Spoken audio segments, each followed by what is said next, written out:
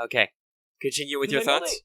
Because I know they had a bit of breast wiggle, but like when I was in the fucking skin tight like bodysuit, I didn't notice it at all.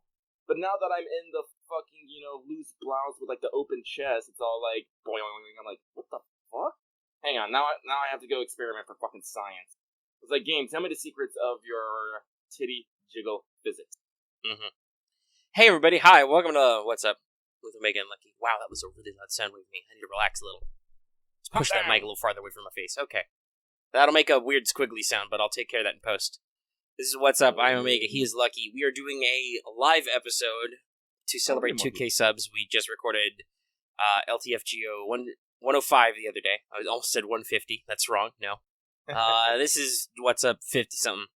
And before we get into it for reals, I just want to say that this episode is brought to you by patrons like Go Comics, Qua, Jeremy Vasquez, Kylie Denton, Nestor Flores, Soda-san, Over24, and ViewGamer75. And if you like what we do and want to see us do more, consider supporting us on Patreon. You can get access to episodes early and lots of other goodies, and it would really help us out. Thank you for your support. Thank you.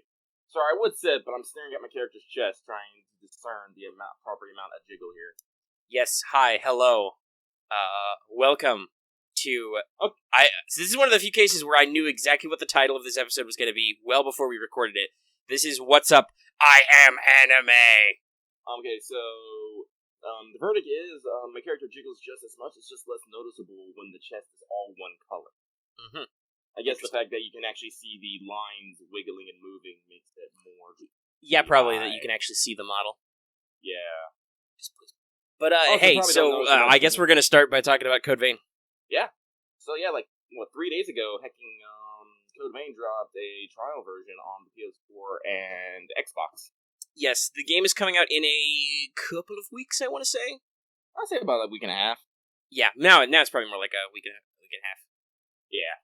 Yes, RIP PC, but also, I don't know, there was a network test a while ago, so... Oh, no, it is more like 2 weeks. It says September 27th on my list of game release dates. Yeah, okay, that is almost exactly 2 weeks. Yep, you're right. So it was a little bit longer than 2 weeks when the demo dropped. Yeah, it was. And while the PS4 version, anyway, was a little bit hard to find, a little under-advertised, at least on the PS4, we both did manage to download it and play it. And by play it, I mean boot up the character creator. Oh, my goodness. Yeah, so let's begin at the beginning. You boot up the game. You know it's vampires as fuck because they have Castlevania-ass choir music playing over the title screen. And then it's like, boom, create your character. Remember boy, your name. Remember your appearance. Oh, man. So, we tweeted several screenshots, which I retweeted from the StudiOmega account. Just because, goddamn, you gotta see some of this shit. I have to... I'm pretty edge, but I'm not full edge. Actually, I'll share a tweet of my current character. Give me a second here. Let me go sit down on the sassy couch. Now, speaking of that, I found that tweet, so I will go ahead and... For the general listening audience, it's my Welcome to the Sassy Zone tweet, because you can do some fun stuff in the home base. While listening to emo as hell, weird English anime music. I'm just that reminds me, I switched over to the Japanese language. I'm gonna see if it actually changes the music to Japanese. Oh, actually, that'd be interesting. Yeah. I'm gonna try that. Because you can pick a different couple languages and stuff. The very popular modern effect where you can switch voice languages. I know some people... Did you even say that, Lucky, that you felt a little weird about how the English cast was kind of peppy for vampires? Yeah, well, and here's the crazy thing. I switched over to JP, they're just as fucking peppy. Yeah, I expected. That's the weird... So... Oh, there's so much to talk about. Despite the fact that the demo is, 3 hours. Yeah, you can power through in, 2 or 3 hours. Now, there's some decent bonus content. There's some areas to... There's a couple different areas you can explore. There's a special... hard map only available in the trial version, along with a couple of codes, which we'll do the full breakdown if you want the pregame hype here. But the character creator is really the first thing you see in this game, and oh man! So I will either do one of my images as the bed image for this episode, or I will maybe do a mashup with a few between me and Lucky. I'll figure something out. But yeah, so if you're not watching the video live, let me describe to you my character. So you can do a lot of fun stuff. there's a wide so actually, hold on.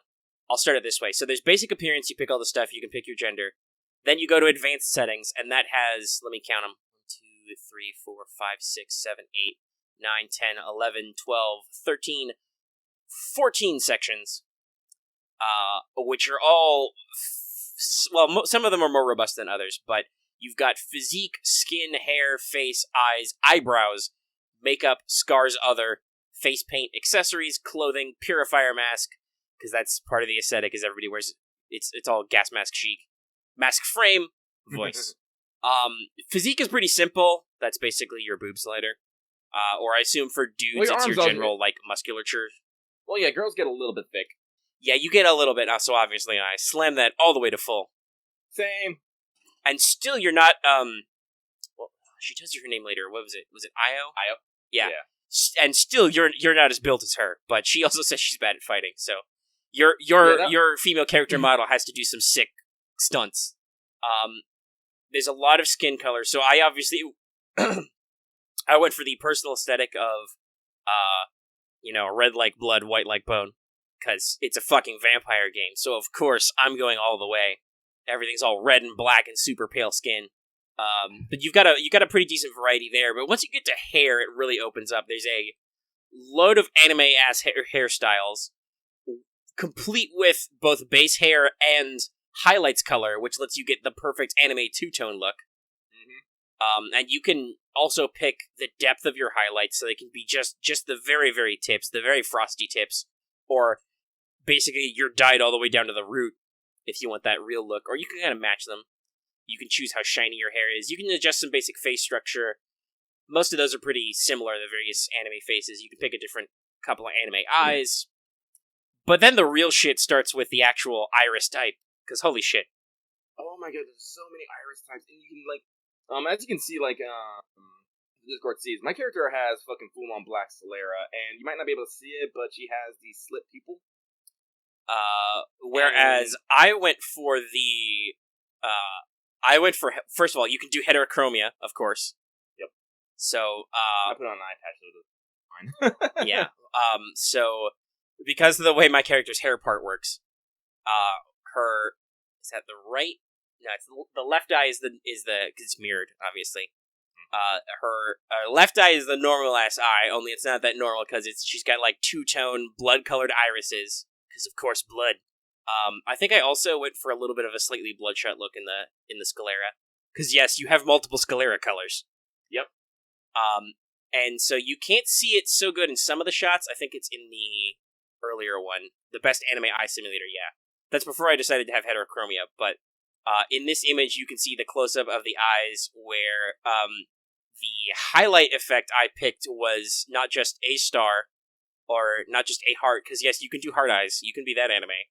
I went for the really... I went for the pupil and iris that looks kind of star-shaped in the first place, has little 5 points.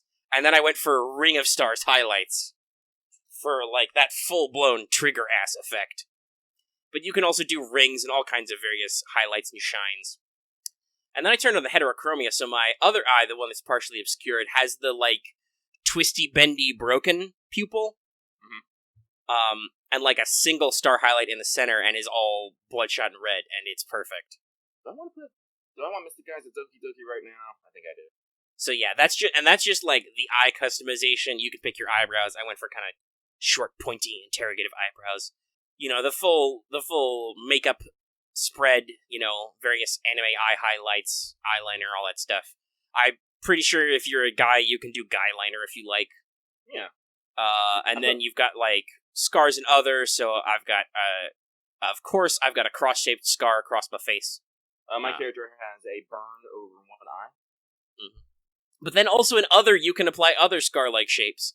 So I put a kiss mark over my cross scar, and then did Naruto-style facial markings, and also have a nose bandage. Because, of course, I could have also put the Band-Aid over my scar. You can do lots of fun stuff there. Yeah, you can actually, a lot of these things you can actually move around, adjust the size. Yeah, so that's the next thing is, the next category is accessories. This is where you can really go nuts, okay? Because they have a lot of categories. You can do hair extensions, headwear, eyewear, pouches. There's literally a pouch category. And this is where like we said, the it's advanced placement or something, but you can completely edit the placement between, like, front chest, your back, your lower back, upper arm, lower arm, legs, all that kind of stuff. And you can also kind of adjust the spacing and stuff. So, like, I had a problem where, yes, if you look at my character, she is wearing regular glasses, which are jauntily tipped down at the end of her nose so she can look over them at you. Because I know what I'm doing. And yes, she is also wearing sunglasses, which are red, on her head. I had to play with the placement of that one a little. I'd just like to imagine, because she's a vampire, but she can tip him down and be like, that's not very cash money of you. I thought about wearing 2 crowns, because you can get multiple crowns. I did not, in the end, because you only have so many accessory points, but I had to wear some headphones. Go for it. Keep going. Okay, I was just going to say, like, so I'm wearing headphones, because, of course, I've got a pouch. I think I got a couple pouches. I might have a pouch on the back, too, that you can't see in some of my screenshots. But just, like, there's so much you can do with that. Like I said, you can do hair extensions, you can do different gloves, headwear, all kinds of things, which are not, like, facial markings. Honestly, at least potential of that they might be able to come out with accessory packs later. Yeah, because that's the thing, is you're not just restricted to this at creation. Yes, you have a robust character creator, but, what was it, Lucky? You can't adjust your physique and gender at the mirror? You can change everything else. Yeah, so you can go to the mirror in your home base after the rough tutorial. After the tutorial and then the first real gameplay section. I assume the pacing is always going to be the same in the final version. Because that sounds about right. They make you do a tutorial and then you do a, basic bitch dungeon crawl with a boss at the end that kind of introduces you to all the mechanics. And then there's a very nice vampire guy called Louis who's like, all right, you're going to come back to my home base now. Hang out with my friends. I have the perfect vampire pad. But we'll talk about the aesthetics more in a second. But there's a mirror there where you can adjust all of this. So if you're like, I don't like this costume, or I don't like how my hair turned out, or that pouch looks really weird floating magically over my butt and not attached to my body, I'll just fuck around and adjust it. Now, you do have, like I said, with accessories, you have a limit for points. So you actually have 2 limits. You have many slots and as many points. Yeah, you have 8 slots, and different items have different costs to your max limit. So because you have 12 points. Because like right now, I'm wearing the fucking. I don't want to call it an eye patch because it's a lot bigger than a fucking eye patch. There's a couple different eye patches. You can do the classic medical bandage eye patch if you want to be really fucking chuny. Which, let's be real, this is Code Vein, you do. But, like, so that only costs 1 point. My character has her ears pierced, but those are both 1 point. And then she has 2 pouches, both of which cost 4 points. So it's like... Yeah, pouches are expensive. I wanted to do, like, a single lock of, like, a different colored hair, because you can do that, but that's expensive. Yeah. You just reminded me that's one of my things. I have one of the ears pierced. I just realized it looking at my sassy image. The sass zone. I think I'm gonna make a fox girl with a monocle. And you can save a lot of appearances, too, in the character builder. Hopefully the full version of the game can find this data. That's the... Like, they already said that save data will not be carried over, but I'm like, I don't need my levels or my equipment, just let me save my character model. Please. Yeah, let me just export the stuff. And I'd like it if there was maybe a little bonus for, like, hey, you did the trial version. But yeah, so... The character creator, super robust, super fun. You can do all the anime bullshit you want.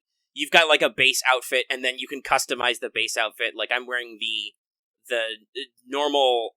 It's the anime-ass vest, because, it's got the belts holding the cleavage belts, because of course it does. But it has many effects, like, you can choose if you have the arm guards, you can choose if you have the gloves, you can choose if you have the foot bangle, which I do. I think I also put on a matching armband, because armbands are cool. You can choose if you have the collar or not, and I'm like, fuck yeah, pop my collar. Now some of this is a little weird though, because there are different equipment models in the game, which are called blood veils, is your basic armor slot, which do go over your default outfit, so I think that's probably why they let you customize later, because they're like, you might want to change your outfit, to match your stuff. Though in you do run around the home base and... In the home base social area, you're down to your lowest default level. Like, you'd completely take your mask off and stuff. Yeah, you don't even have the frame on. But yeah, so first of all, immediately wowed by the character creator.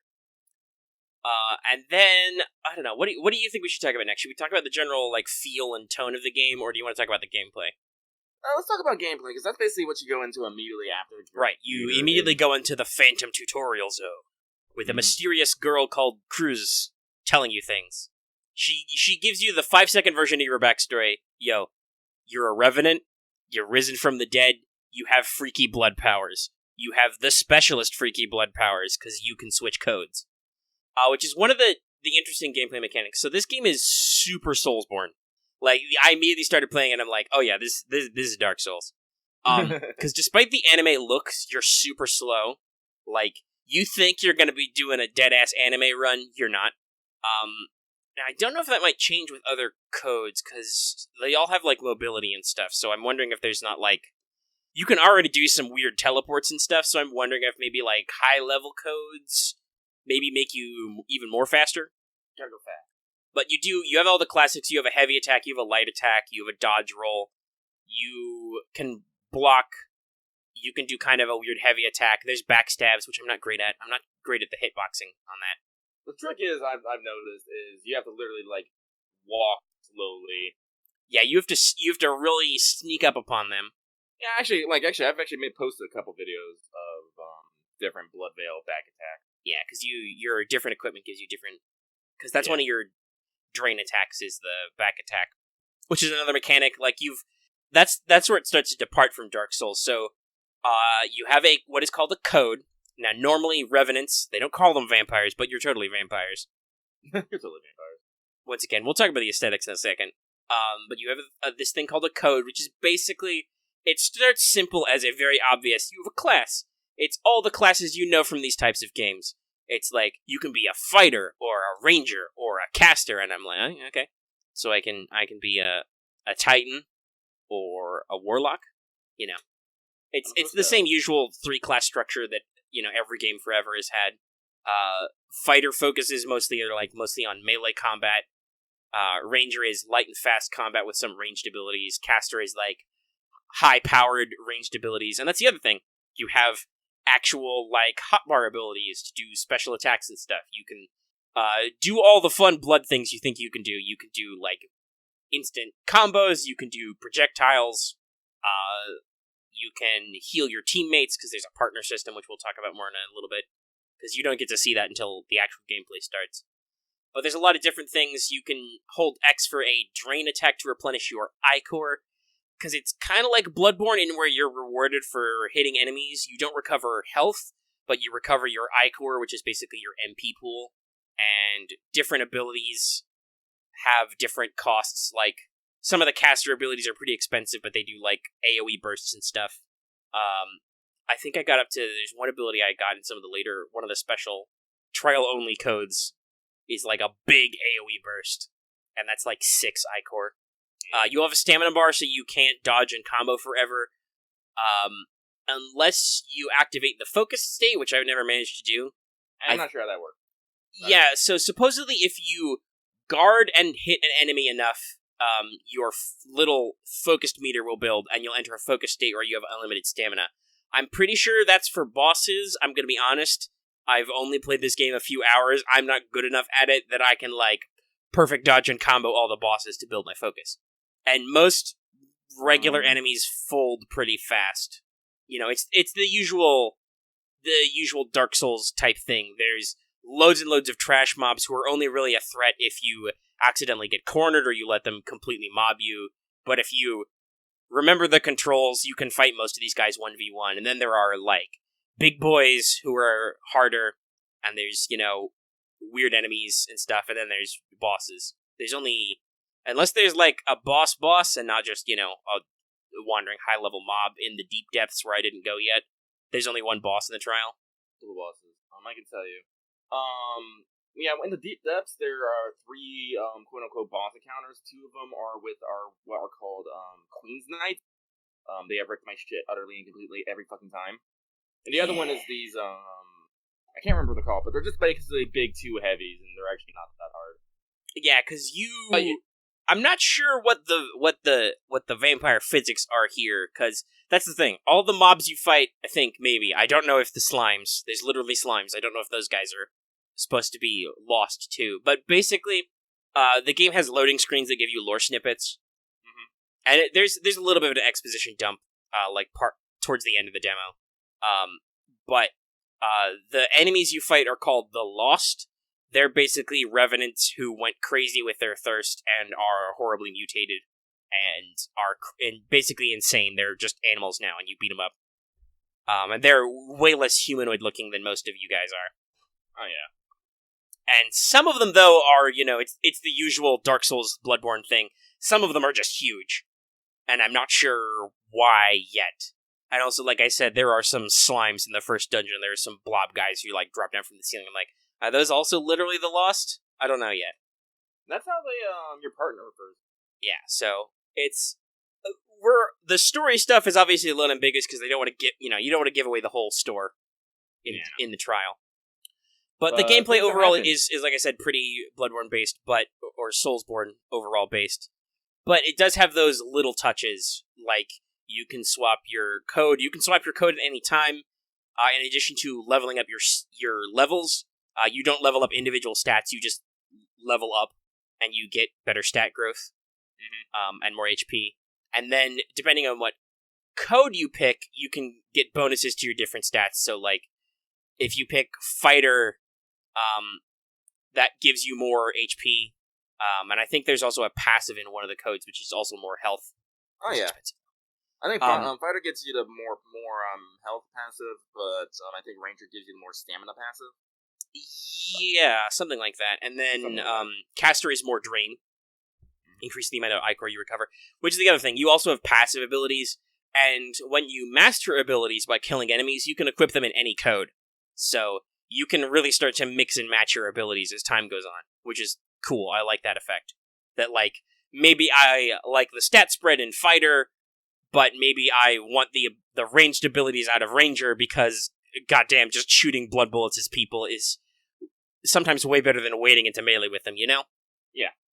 Or, God help you, the AoE burst effect in Caster is great, because that's, a blood fireball. Don't ask me how that works. You can also learn to shoot blood icicles. It's an anime vampire game. Blood is the answer to everything. Yeah.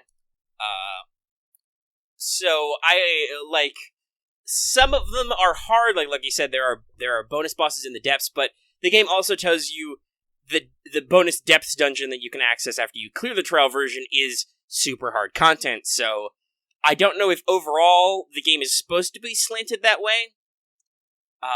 Because it definitely feels a little bit more like there's a put-together narrative than usual with Soulsborne type games.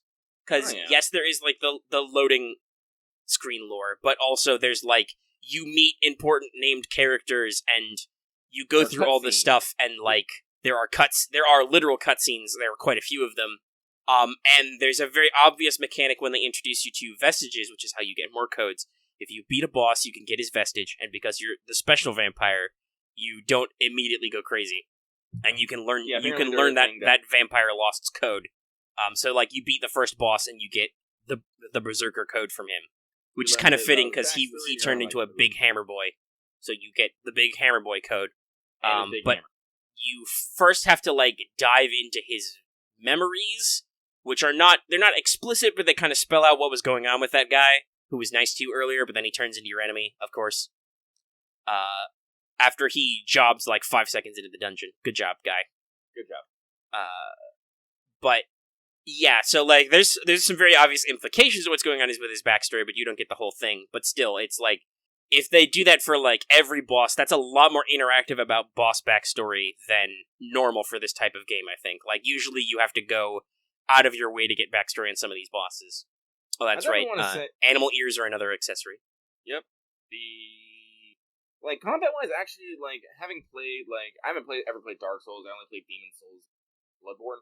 But I'm gonna say, right off the bat, I feel like combat is a little, a bit easier than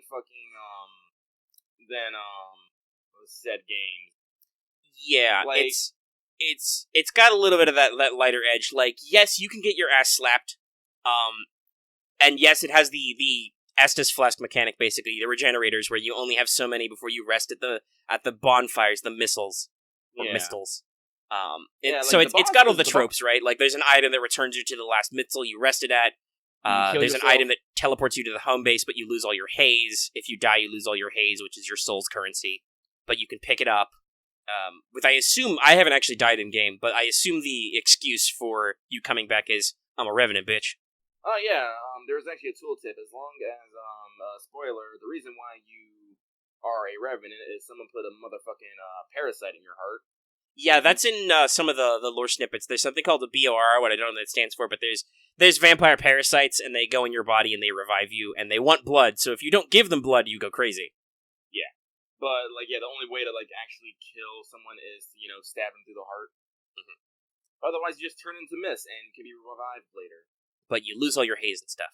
Why you keep all your shit, I don't know, but you lose your currency. Not that it seems too bad, because like I said, it's not like you level up each individual stat. It seems like it's a really streamlined take on this style of game. It's definitely got a little bit of a slower pace, like a Souls game, which like if you've played Bloodborne or Demon Souls, you kind of recognize the pace being that slower, heavier. Yeah. I think it's easy. I think this game will actually be a lot better for people just getting into these style kinds of games. Yeah, because the other thing mechanically that's worth talking about is that there is a very clear partner system where you will meet people and you can partner up with them, and I don't think you can go online in the trial version, but presumably online you might be able to partner with your friends or whatever, because there's queues for networking stuff. I do think it said in the thing it's going to be a 2-player co-op, so yeah, I don't know if it's going to be a random co-op or I don't know if you can because that was always a thing that was hard in some of those games is jumping into a specific friends game. Yeah. But there is a network, typical networking type item. You'll probably be able to invade people. But you get NPCs who seem reasonably handy, or at least Louis does, because he's got some combos and stuff. And he's bailed my ass out, especially with the boss fight at the end. There were times when his AI is clearly programmed to draw aggro when you're getting your shit slapped. Because he'll automatically do the ability to heal you when you almost die. Yeah, he'll try and heal you. He'll drop a big combo to try and stun or push back a monster or draw their aggro, so you can dodge, roll away, and pop regenerators. So if that level of competence persists, and there's not something I can't take this character I like with me because if they die in the field, they die in real life or something, which they probably won't because they're going to be vampires. But you never know. I mean, then they're the same. They're the same as you. So they should be fine. I don't think I've ever seen him die, but that also is a very obvious crutch mechanic to stick you with that and have you hang out with people and use them. And you can get some special companions in the trial version who I haven't tried either. Mia is the best. She is the small Russian looking. She uses ranged attacks all fucking day. Mm-hmm. The guy's Yakumo, and he seems to be the heavy. Yeah, and because that's another thing is towards the end of the tutorial, Louis gives you some of his blood so you can learn his code, because that's also a thing you can do. Is I guess because that's what does he say about you? You're a void code or something like that. Yeah, your code, your original code got damaged or lost or something. You also, by the way, perfect for a player character, you have crippling amnesia. Don't know nothing about nobody. They don't even know if you can talk. A girl picked you up, and you now will give your life for her. You're gonna go kill a whole bunch to keep her safe. Yeah. Well, she was your one friend in the universe because you have terrible amnesia. Real talk, she gave you a lap pill. That's put my life on. Oh yeah, we'll talk about some other stuff that happened in the themes, but you have a lot of special powers, some of which are immediately mechanic related, that's how come you can swap your code, and that lets you absorb vestiges and learn codes from other people. So, he gives you his code so you can learn some of his abilities. I assume that means that there's a almost Mega Man-like effect where you will learn some of these special moves of bosses as you go on, and stuff like that. So, there seems to be a lot more strict and required level of progression. Unlike Dark Souls, I don't think, you can choose not to equip your abilities, I guess, and choose not to level up, but you will still master your abilities and probably increase their power over time and acquire new codes, etc. Like, there's a lot of enforced progression, at least from what we can tell from the trial. I think the only thing that's unique to the trial is, other than the dungeon, and some of the companion models, the partners, is you get 2 codes at the end of the trial. One of them's APEP. I'm pretty sure they're the extra partner codes. Yeah, I would assume so. Yeah. So that's some special extra stuff you can do that's super fucking expensive. I feel like those codes probably aren't actually exclusive to the trial version. It's just that they probably have different names and different significance in the full game, because I can't imagine they would program a series of special abilities and animations just for the demo, you know? A dungeon, I think, probably pretty easy, because looking at it, the dungeon that they made for the Deep Death isn't super complicated. Yeah, I gotta admit, the scenery is pretty similar in the whole game. There's a definite theme, because I think Axe used this term earlier, it's real urban gothic, and I think we're at the point where we're going to start talking about the general feel and story of the game. But yeah, so I assume that some of this stuff really is whole cloth, but most of it is not. Also, I noticed this as a like funny thing, the way that at least in the trial version, it cuts you off from going certain places is walls of mist rise, as opposed to like in going all the way back to Demon Souls, walls of fog were like cutoffs to be like, yo, you're gonna enter a boss arena now. Here it's like, you can't go into the fog. It's bad. The miasma's bad, kids. Oh shit. But yeah, so the actual aesthetics of the game, goddamn, is it anime as fuck? Yeah, it's anime as hell. So here's a funny thing. I love anime vampire bullshit. I'm not sure why. I don't know where I picked up this taste. I don't really remember watching any really classic vampire animes. Like, I watched all of Blood Plus, but that's not really super anime about it. So I don't know, honestly, but like aesthetically, you have this deep love of fucking Castlevania Symphony of the Night. That was way later in life, though. Like, I didn't get that until, like, special editions on, PS3 and stuff. Yes, I did buy it twice, but that wasn't until way later. Like, I never owned it I actually never owned an original PlayStation. But yeah, so I'm not sure quite where I latched onto this, but oh man, I love how incredibly cliche and tawdry it all is. Like, ooh, I'm gonna make my super blood claw or my super blood tail from nowhere. I shoot my blood at everything. Blood's the answer. Blood's the big MacGuffin. Like, the girl Io you meet, she's like, you're in a ruined desert city, it's real Mad Max and shit, and you, like, it's one of those sections where you have an enforced walk, like, you're stumbling, clearly, like, dying of thirst, and you come across a blood spring, and she, like, drops some blood on the blood spring from you, because you have special blood, you're special vampire, you're Vampire Jesus, basically, I think. That was my immediate thought, I'm like, I'm Vampire Jesus, aren't I? Which makes the blood spring glow blood Jesus. Beads, which are like human blood, because apparently there's not a lot of humans left. From what I understood in the story, there are only a few left, and some overlord in this ruined city has keeping them himself.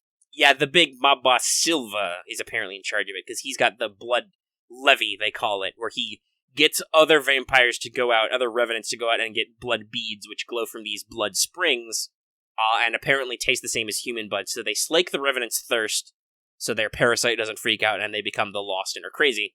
But, yeah, there's a lot of blood. It's a vampire game. I like how they don't call them vampires, but they're fucking vampires. Not that Revenant lore is not cool, but it's like, dude, you're vampires. You need human blood to survive with the blood and the blood thing. Yeah. And there's some kind of horrible miasma surrounding the city. There is another lore bit. Apparently there was a queen? Yeah, they don't tell you who the queen was or what she did, but apparently she was bad. And I'm gonna make a guess that you were involved in something they call Operation Queenslayer, because that's your default stuff in the tutorial and the like. You have the Queenslayer claw is your default veil, your armor slot, and you have, is it Queenslayer axe and Queenslayer blade? I think that's at least what you have in the tutorial. Yeah, it's the axe and the blade, but when you actually start the game, you have no weapons, and then you just pick up a fucking pipe and a piece of rebar with concrete on it. Yes. You get captured by Scrublord vampires, who sassed me, and I immediately thought to my, as your character glares at them and screams, I'm like, dude, can you see my eyes? Do you see how fucking anime I am right now? And they all die like scrubs later. Off screen. Of course they do. But yeah, they basically bonk you over the head and Shanghai you. They say some real shifty stuff. Like, I think one of them starts with, "Oh, we're gonna have some real fun," which is weird because I'm playing a girl character and there's a cute girl character with me, and I'm like, But no, they just are like, "You're gonna be free labor now." I'm like, "Okay," and they just toss you in a pit and are like, "Pick up a purifier mask," which is somehow your custom mask that you made in character creation. Don't ask me how that works. Yeah. Apparently, killing the queen destroyed the city and released this miasma that's basically poison. Yeah, but apparently she was bad news before that or something, so there was a reason. Yeah. But yeah, so, and there's these weird, I think they had a name for them, but there's these weird spikes everywhere that kind of stick up out of the ground and fuck up the terrain. But they have all these anime-ass try-hard names for everything. Like, the barrier is like the veil of something, or something like that, I think, wasn't it? I think so.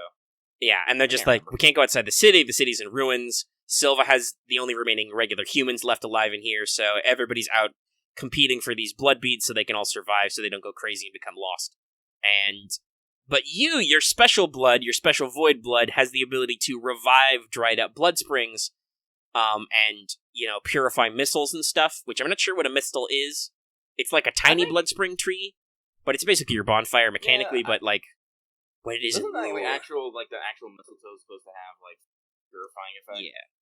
And some of them are like corrupted by the Lost, and you gotta kill bosses or purify them. That's another thing, is that you've got a mini-map, kinda, which unlocks as you do certain things. Like, if you reach another missile or you defeat a certain boss, you can unlock the map and kind of see areas. That's something, I don't know if they did this in other Demon Souls. Like, I don't know how they did maps, did they do maps in Demon Souls or Dark Souls? I don't remember, so I'm gonna assume no. Yeah, well, like I said, you don't get the map automatically. You have to find it, and I do like the idea that some of the map is locked away because a missile is growing on some dude's shoulder, and you have to kill him to purify it. So I've just searched Minimap Dark Souls. The number one result is a GameFAQs board thread about Dark Souls 3. This game needs a minimap, so I'm gonna say no, they did not. That's fair. But talking about the minimap, something I actually really like is even if you don't have the map, you get a bead trail of where your character walked. Mm-hmm. And it's a fucking persistent trail. Like, I've gone back to, like, players, and I've still seen where I walked before. Mm-hmm. So even if you don't find the map, you can still see where you have gone in the game. And it grows thicker over areas you've been over more. Yeah. So if you're like, there's like a one little tiny thin trail, you're like, oh, that must be like a shortcut I took like once, maybe I'll go back there and see what's up. Or you'll see spots where, like, you clearly turned around or didn't do something, and you're like, oh shit, there's a path I haven't gone down. Yep. Which presumably might lead you to unlocking the minimap. Well, yeah. So I do enjoy that. I do like exploration. Like, I do like exploration, but I don't want my exploration to be needlessly tedious. Yeah, the game, at least the first dungeon, is relatively linear. Like, all the paths will take you to the same place. I think the only fork is, like, at that one mistle in the deep, it's like, okay, you can go one way down into the pit where there's a very obvious mini-boss monster, and if you kill him, you unlock the map. And then the other way actually progresses. Yeah, there's a couple areas where you can fall down ledges, pick up an item, and all that stuff. So it does reward exploration, but it's not, like, I'm pretty sure, like, once we actually get into the full game, like, once you get to the boss area, that you're going into, like, maybe different location, more allies. Yeah, well, there's the demo doesn't show off if there's a lot of environmental variance. I hope there is, because that's one of the things that tends to sell these types of games. But for now, there's, like, you can be topside, which is this, ruined, burned out desert town thing. Reminds me of the desert part of the city from near Automata. It's very much that kind of look with, like, sand and half-sunk buildings and cracked asphalt and stuff, and weird purple thorns growing out of everything. And then there's underground, which is weird-ass vampire tunnels full of even more purple thorn things. And a glowing lake that you probably should not fall in. No. Yeah, no, the classic Dark Souls, Demon Souls, bottomless pit ledges return. You gotta be careful about dropping. I am just as pleased to announce, though, that enemies are just as susceptible to falling off. Yeah, you can push them off stuff as usual. Also, if you can actually hop a ledge, you can do a special, like, double damage jumping attack down on enemies. If you're, like, falling at an enemy is under you or you're locked onto them, you'll do a down attack that does, like, a lot more damage than normal, which is fun. rewards you for those little things, because those fuckers are going to try and ambush you from above. Do you know and how some many do. times every time I see a group of boxes, there's someone fucking behind those boxes. No? Yeah, hey, you've played a Soulsborne game. You know the tricks. Like, that's the thing. This game is very much... It's not by the same people, obviously. I think it's by the studio that did God Eater? Yeah, that's what I've heard. That's what I've heard. I go through, I'm completely comfortable with just walking through tunnels. It's like, alright, check the ceilings, check the walls, check boxes, do not rush around corners. Occasionally you tap the lock-on/center camera button to see if it locks onto anybody, just in case. Yep, because there are corpses lying around. Yeah, and some of those corpses turn into dudes, of course. It's the classic, like I said. It seems like it's a very much a send-up of those style of games, in terms of, how it handles enemy and map design and stuff. But it's, like we said, it doesn't seem quite as hard or punishing as those games. It seems like it's meant to be a little bit more accessible. Yeah, when you die and you lose your blood hazes, I think in, Demon and Dark Souls, you actually have to stop a second to pick them up. In this one, though, you can just, run over them. Yeah, if you just physically touch them? Okay. Yeah. That is an improvement, because that is a thing that will get you in classic, actual, FromSoft Soulsborne games is, you gotta pick up your souls, you gotta make sure to press X. Yeah, you gotta press X, but you won't, stop when the... Yeah, no, you, stop and touch them for a second. There's a little blibble of animation. Yeah. And, I've actually, me trying to fight the Queen Slayer's box, I kept picking up my fucking, things and dropping them back. I was actually able to move my hazes back far enough. Because, that's the thing, we mentioned before, the gray haze keeps you in, or keeps you out. It doesn't, signify. So, if you don't trigger a boss for whatever reason, and your blood hazes are close enough to the entrance, you can just pick them up and be like, nope, I ain't doing this.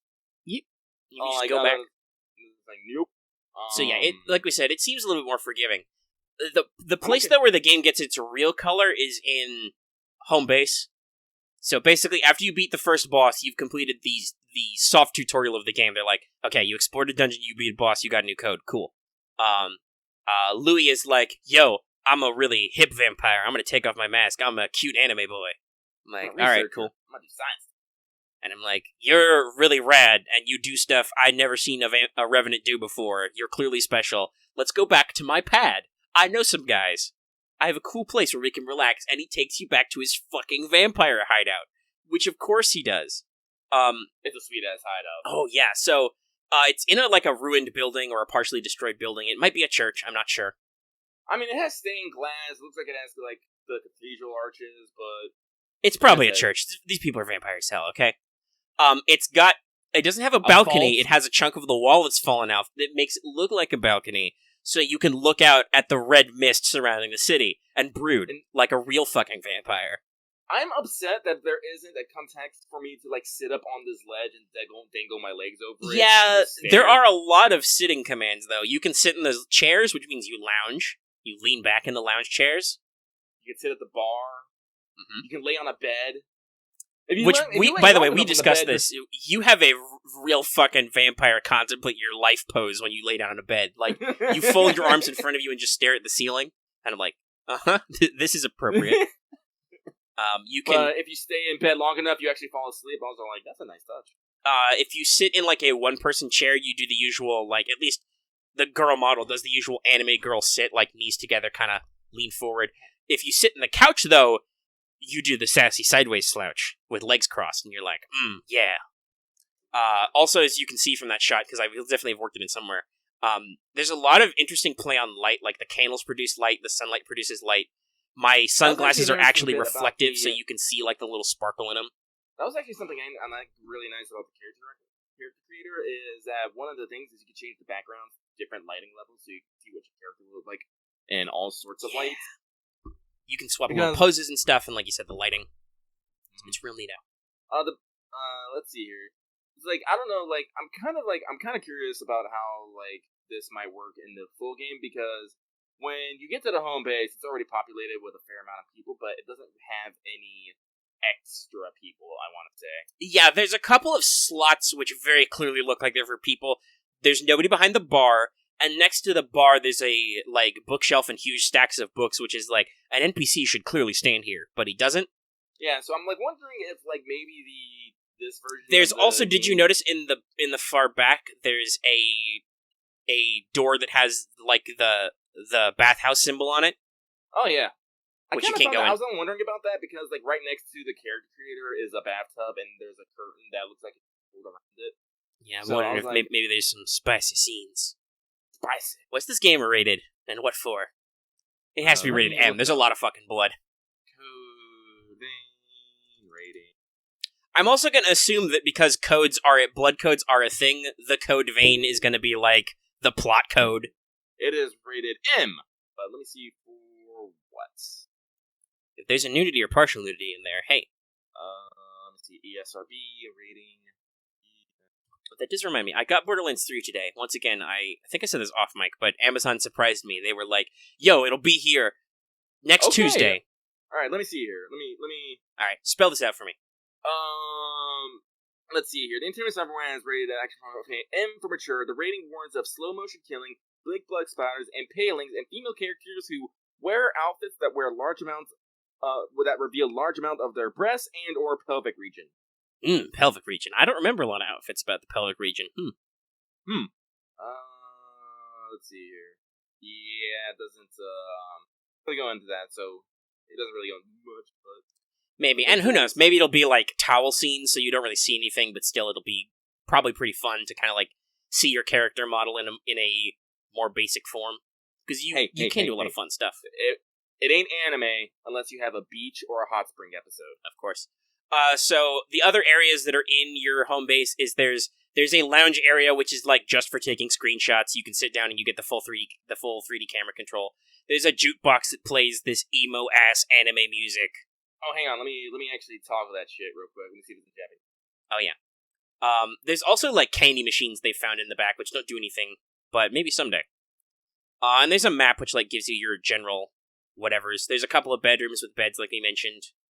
You can just lie down on the beds too. It's still in English. Interesting. But also, believe it or not, that still tracks because Japanese love English for reason. They put it everywhere. Yeah. So there's the obvious thing. There's an item dealer named Coco, who's very sporty. She rests her ass on a fucking Mustang. Yeah, which you yelled into chat, Coco, how did you get a car in here? Which I immediately responded, vampire powers. But seriously, she's got a fucking car in here. Jerry can. Tires. I'm like looking at her inventory like right the fuck now. So she's your rando item dealer. Then there's also a bank vault in this place they've added. Next to a display rack where Rin Murasame is, and she's the weapon dealer and weapon upgrader. She's cute. Yeah, she's fun. And she can upgrade your weapons and stuff. Obviously I'm not sure how Haze works yet, like in lore. I don't know if I missed a tooltip somewhere, because it's a currency you spend, but also you spend it at Mithsals to level up and get new gifts. They're called gifts, of course, because vampires fuck. Oh yeah, speaking about that, there are, from what I've seen, there's basically 5 weapon types. Yeah, they mentioned, because some of your gifts, your like weapon combo gifts, only work with certain weapons. Yeah, like, so you got your basically your one-handed swords, two-handed swords, pole arms, like hammers and axes. Giant hammer axes, and then bayonet. Which is great, because the bayonet is literally a gun on a bayonet, but also you can use the heavy attack to shoot blood gun. Shoot gun, blood. Blood shoot. My immediate anger at this game is, Rin, there are a fuck ton of guns and weapons on this rack, yet you're out of inventory, and I have to use this fucking lost bayonet. I'm crying here, girl. Well, some of that also might be the trial version. Yeah, no. Like, there are a lot of really flashy models she has, and there's some pretty cool stuff. There's a lot of these Queenslayer swords rolling around, which are kind of cool. Oh, there's katana. Can you get a katana in this game? What? Probably. I mean, I'm looking at the wall of weapons, and like right on the farthest left of it is just like 4 katanas. Just. I mean, it's an anime as fuck game. There has to be a katana in there, right? Somewhere. Yeah. There's katanas in Dark Souls, which is a Western as fuck setting. Gesundheit. Not that this isn't, I guess, Western, because everybody has... Well, Rin has a Japanese name, but, like, Louis is Louis, Coco is Coco. Yeah, but there's also people named, like, fucking, Yakumo. Yeah, there are some Japanesey people, but there's also some Western names in there. And it's a melting pot. A generic city, place. The audience said, bless you, by the way, Lucky. Oh, thank you. But yeah, so it's real vampire aesthetic, which is pretty fun. There's a weird guy from the quote-unquote provisional government, so apparently the government still tries to run the city. I assume that's just Silva's guys, but he if you give him maps, you can get access to explore the depths, so the hard dungeons and stuff. That's probably going to be how you, like, expand places you can go in the future. There's a training mode, there's a training dummy in the back of the, right next to a missile, too. So you can, like, you can teleport, because you can teleport at missiles. Because you can turn into mist, ooh! I spend a good amount of time at the training dummy, because there's actually a lot of spice maneuvers you can do with your moves. Like, I just realized by tapping R1 and hitting an attack button, you will do a certain attack. And you can also combo into a train attack from that. They were trying to explain that to me earlier, but I didn't follow it. Yeah, some of the tutorial stuff is a little, because the moment you start whacking the lost guy, you basically you're starting, and I don't think it like necessarily checks to see if you actually did the thing. Yeah, it just like tells you the controls. Maybe that'll be different in the final version, but probably not. Because there's definitely an aspect of like system mastery to this game where, like, you know, you'll want to figure out the perfect timing dodges, and I don't think you can parry. Can you parry? You can. Okay, you can perfect guard. Basically what happens is you tap L1 to just guard, and you tap L2 to parry. Oh, okay, that's the parry button. I was like, what does my weird backhand button do? But okay, so that's the parry. All right. So yeah, you've got dodge rolls and parries and all that stuff. Back attacks. So there's the obvious, you have to get the timing and the patterns down to all the bosses.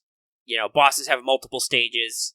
That's what the first boss does, is like, at first he's a relatively normal revenant dude, and then he turns into a huge boy. Yeah, but right at the 50%. Yeah.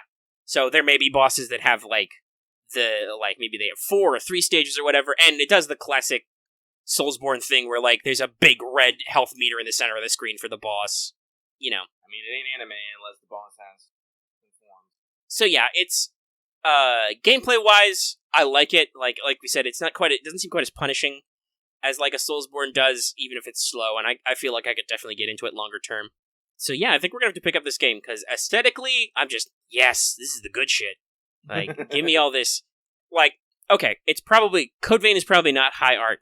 It is anime as fuck, though, and I like anime, so I want it. Honestly, like, from what I've been hearing about reviews, it's actually been getting pretty good reviews around the board. And I said, this is just from, like, the network test and, of course, the trial version, but, like, I heard some people saying that, like, of course, because we have people who are wanting more Soulsborne games, that it's not difficult enough, because clearly you cannot please everybody. Well, you know what, guys? You can just do like I said. You can just choose not to level up. You can artificially handicap yourself. I gotta be honest, since it is one of those types of games that doesn't have like a difficulty scale, I don't mind that. Like, it's easier than you might think, because, like we said, there's something to be said for a certain amount of accessibility, or like, especially if you are, obviously this has some like directive narrative that is not necessarily kind of like find your own, and it's not really bare bones either. Like we said, there are cutscenes, there are very clearly important characters. I've watched enough people play these types of games where, yes, they do have a story, but usually your call to action and your kind of generation are really super vague, and like, a lot of times you're just doing stuff because you have to. Like, in Bloodborne, you're just show up in Yharnam and are like, I'm gonna do blood stuff with blood medicine, because Yharnam's all about blood. And then you wake up in a spooky night and get attacked by wolfmen, and like, you die and go to the Hunter's Lodge, and it's like, okay, you're a spooky hunter now. If you give your blood echoes to the doll, you get stronger. I guess you have to fight your way out of this. So keep like, going. Laters. Yeah, just go explore stuff. You know, when you first start the original Dark Souls, it's just like, oh man, it super sucks that you're cursed, bro. We're all cursed. Curse is happening. Anyway, you've been thrown in the asylum and you're going to escape now, and you fight a demon, and then a giant crow shows up and steals you away to the actual game, which is weird. I don't think that's ever been explained ever in Dark Souls lore. And then you're just kind of hanging out, and you can talk to some guys about the plot, but I don't think you have to. And just in general, it's like, yo, you're just exploring, trying to figure out some shit. Why am I cursed? How do I unfuck this curse? Yeah, it's just plot is completely optional in Dark Souls. It has like the point of Dark Souls is to have a bad time. Yeah, and I think that like there's plenty of interesting plot. I actually really like a lot of the setting and lore for Dark Souls games. I think they're super interesting. I don't think it's super interesting enough to kick my ass playing those games a lot, though. Because that is the unfortunate thing, is to get a lot of this stuff, you have to, like, look in dark corners and, like, check out stuff. So, yeah, we both played it on the PS4. It's on Xbone, PS4, and PC. Yep. The trial is only PS4 and Xbox right now, though. Yeah. But, yeah, so, like, this game, though, like we said, is, like, you are very clearly a chosen one, right? Like, you're not just some rando who happen to be the player character. They're like, you're the Void Code, you have special powers. We need you to save vampires. To save Vampamerica. And because you're an amnesiac followed by a weird girl who is like, I will be by your side always, yes, but also I can't fucking fight or remember anything either, but I'm here and I'm mysterious. I'm your mysterious big titty vampire waif. I'm like, okay, you have a hood, you're adorable. Like, let me just rest my head upon your thighs every once in a while, and I will be fully ready to go. Where is the press X to head pat button? Pat. Can you head pat the dog? I haven't seen any dogs yet, so let's not talk about petting dogs. But, yeah, so, like, there seems like there's a stronger core narrative thread, which is the game is like, you will do the thing because there's some stuff, right? Like, that's the thing. I feel like in Dark Souls games, the Soulsborns, you do have a semi-backstory, because you can, like, pick your background or whatever in your starting class and stuff. And so you have, like, an implied backstory, but that doesn't really matter. Like, in this, you very clearly don't have a starting backstory, because they're like, yo, you don't fucking remember shit. That's why you don't know shit about this world. But yeah, it's super interesting. We will probably both have to pick it up. I'm thinking about picking up one. I really am. Yeah, I don't know. They like, of course, like any good modern trial version, it's like, immediately after you clear the trial, it's like, do you want to pre-order now? And I'm like, no, I'm thinking, I got a lot of games to play. I might not pick this one right up. Because as I mentioned earlier while Lucky was looking some stuff up, I did order Borderlands 3. I have not installed it or anything yet, but I bought it to play. I'm a little bit slower playing Three Houses than I thought I was. I'm still not even to the timeskip in Blue Lions, but I'm working on it. So honestly, I don't think we really have much more complex thoughts about Three Houses yet. Other than that, there was a combo DLC and free update, so if you have the DLC pack, you get access to Glasses Byleth, which is amazing, and you get access to what they call house loungewear, but is really gym uniforms. You get your fucking jerseys and your colored shorts, and it's amazing. You also get some free renown. Yeah, you get some free renown. And the free version of the update gives you, what do they end up calling it? It's not lunatic mode, it's maddening, yeah. So there's the ultra hard difficulty, which if you beat not on a New Game Plus game, you get a special reward on your title screen or whatever, but Lucky and I are probably never going to play that mode, because it's literally called maddening. Like, I don't know, I could try it maybe, but I'm completely okay with just having Sothis. Yeah, Sothis occasionally decides to chill in the chair. Yeah. Just taking a nap, I'm like, good naps. Like, I don't know, I really love Three Houses. I have to play a lot of Three Houses, though. There's a lot of routes. Not barring that as coming sometime in 2020 is DLC Pack 4, which is, or DLC Update 4, because they all come in the same season pass, which is new story content, new maps and characters, and I'm like, yeah, that's probably going to be even more gameplay. Though I joked because there's also a Wave 3 of the DLC is going to be, I think they said new costumes, and I'm like, can I literally be Santa Byleth? Because they say it's coming out before, I think it said before Christmas this year, and I'm like, please, let me be literally Santa Byleth. But yeah, so it's adorable and fun, but I don't think we have anything else to say, other than that, I joked about this earlier, but I have gotten far enough in the game where Dimitri has started to mutter about revenge under his breath while staring into the middle distance.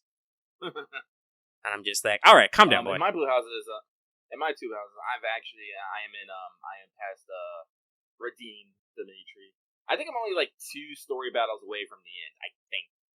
Yeah, it's going to be interesting to see his character arc, because it's really interesting, right? Like, we talked about this, slight spoilers if you haven't done Black Eagles, you can mute yourself for a while or anyway, live chat. But, like, Edelgard definitely has kind of an arc where obviously she's very interested in you. There is a little bit of a dip in the midpoint pre-time skip where she's clearly the Flame Emperor and she's fucking people's shit up, but you haven't gotten to do the actual switch yet. Like, you haven't decided you're going to side with her, at which point she is less of an asshole. So that's got a different, like, mostly she's an up arc, right? Like, it's all up. You really get into her backstory, why she's doing what she's doing, kind of stuff, and getting in there and understanding her and her motivation. And boy, howdy, does she ignore all the other people. Yeah, she do. But that's a whole different thing. Dimitri's problem is that he also is bad at that. Like, at least as far as I've seen, and we'll see if he maybe gets some perspective. I'd really want to see that. It sounds like he does at the end, kind of, but his character arc really sounds like it takes kind of a dip in the middle post-time skip where you're like, oh, you're rising, oh, you share the pain. He's like, oh, your dad died, he's really sad for you. Your enemies are my enemies and all that stuff. And he has a very deep personal relationship about this dagger thing. But anyway, which also this reminded me that there's a third creepy old guy who I didn't get to punch. Or second, whatever. There's a lot of creepy old dudes, and I didn't get to punch enough of them. God damn it, game. But anyway, you go through that arc, but then apparently in the time skip, at least in Blue Lions, you get Punish Dimitri, so he's like real like down and kind of a Debbie Downer to be around. You literally can't support him with anybody for a while, but he kind of comes out of his funk, and hopefully his character arc comes up at the end. Oh yeah, it definitely does. So that's good. And apparently Claude is just Claude the whole time. Or so we've heard. I'll see later. So I've told people, like, I divide like the house leaders on 3 axes of ambition, chivalry, and cunning. And each house leader excels in one of those aspects and is not so great in the other 2. I think I talked about this last one. Yeah, you outlined it, but basically the short version is like, Edelgard's all about ambition, and that's her whole story arc is like, I'm gonna do stuff. I'm gonna change the world because the world did some fucked up shit to me, and Dimitri doesn't realize it. Seriously, dude, we have a backstory where you talk about meeting her as a child, which, by the way, in Black Eagles, Edelgard doesn't talk about at all. Mm-hmm. That says some stuff, but like, he doesn't remark to you, oh, also, Elle's hair was brown when she was tiny. Like, out of character, as the player, because they show the flashbacks, but it's like, Dimitri doesn't think, I wonder what could have happened that caused that. Like, she's got some kind of deep-seated trauma or something. Yeah. Elle, shit, what was I talking about? Well, we're talking about her ambition. No, I know, but I was gonna, oh, no. Elle does actually mention at one point she was sweet on a young noble boy, but that's about it.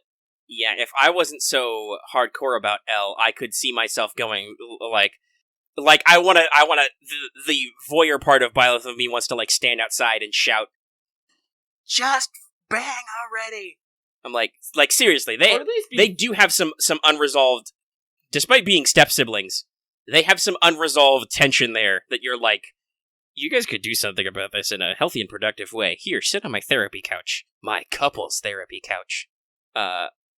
But yeah, no, there's a lot of that there where like Edelgard alludes to some of her backstory stuff, but she also really doesn't like to talk about it. And because you're not an asshole, you're not like, no, tell me your deep childhood trauma. Well, that's part of the survivor's guilt, Right. But that is the thing, though, that is notable. That's kind of why Crimson Flower is considered to be one of the shorter routes, is it's very direct. Elle is like, hey, we're doing some shit. So, we're gonna keep doing some shit. I'm really glad you're alive, Professor, post-time skip. It's really cool. Here's all my friends. They're super hot now. High fives, everybody. Woo. Butt pats all around. Command me secretly. That is my king. Yeah, when Byleth is like, butt pats all around, Edelgard is like, yes. Dimitri is like, he is, like you said, he is hyper-focused on what is right, and like, some shit happened to me. I have very recent deep-seated childhood trauma, and so I am super laser-focused on that, and that's gonna make me a little bit crazy later, I think. Well, because this is the problem with both Elle and Dimitri, is they both of them only have a part of the whole truth. And so they are basing all their decisions upon that part, which is what is actually getting them to was actually causing the collision in the fucking first place. So again, this is why I keep saying, story update, please, everyone sit at the same table, share what. Yeah, give me the. It's the I don't know, because there's Crimson Flower, there's Azure Moon, I think is the name of the locked in Blue Lions route. Yep. And I'm like, what? I don't know if the actual Golden Deer route refers to itself as gold, but give me a golden ending. I think I've heard that the church route is silver something. Oh, so it's green. Interesting. So yeah, give me something like golden future, golden dawn, something like actually make it matter. But yeah, what also devilish. That's funny that you say that's why Claude is the best lord. Everybody has their opinions about the lords. I really like. It's really interesting. Claude, from what I understand, yeah, he figures out the whole picture, but he is more than willing to just fuck off for reasons. Yeah, Claude has his own stuff going on, which you even notice in Crimson Flower, where after you walk up to his wyvern and slap him, he's like, if you decide not to kill him, he's like, okay, well, I'm real glad, Teach L, that you didn't kill me, or, Edelgard, that you didn't kill me. So I'm gonna fuck off so we don't have to fight anymore. Okay, thanks, bye! Don't care that you killed some of my friends and weird support characters. A little bit of spoilers, but in Blue Lions, he actually calls for your help, and you go save his ass. And after you do, he gives you his fucking relic, Failnaught, and he's like, "All right, bye," and still leaves. I'm gonna fuck off, bye. And I don't want to talk about anything, but I think that is a theme that Claude likes to fuck off. Now you can say, "Oh, that's why he's great. He doesn't try to keep power or anything," but that's also why he doesn't accomplish fucking anything. Like, he's just sitting in the back being like, "Yo, Teach, I'm planning my plans." But if he knows all this shit, how does he not let people know and maybe stop these other people from fucking shit up, right? Yeah. Like, you think if he has some clever ideas, he could, like, also talk to some fucking people and get some shit understanding, but no. He also needs your fucking therapy couch. Well, yeah, we'll get into it, I'm sure, but still, like, there's strengths and weaknesses to every character. Claude doesn't seem very driven. Like, honestly, like, morally and ethically standing, I have to say that actually Claude is the top. It's like, he actually, like, considers his actions and the information around him before, like, making his moves, but he also plays his cards fucking close to the chest.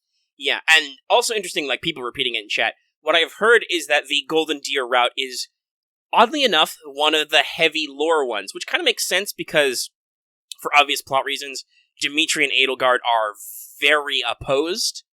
Like, it's only natural that, at least the way the game is set up right now, they will have to come into conflict because, like we said, they only have half a picture, and they're really driven by their trauma or something.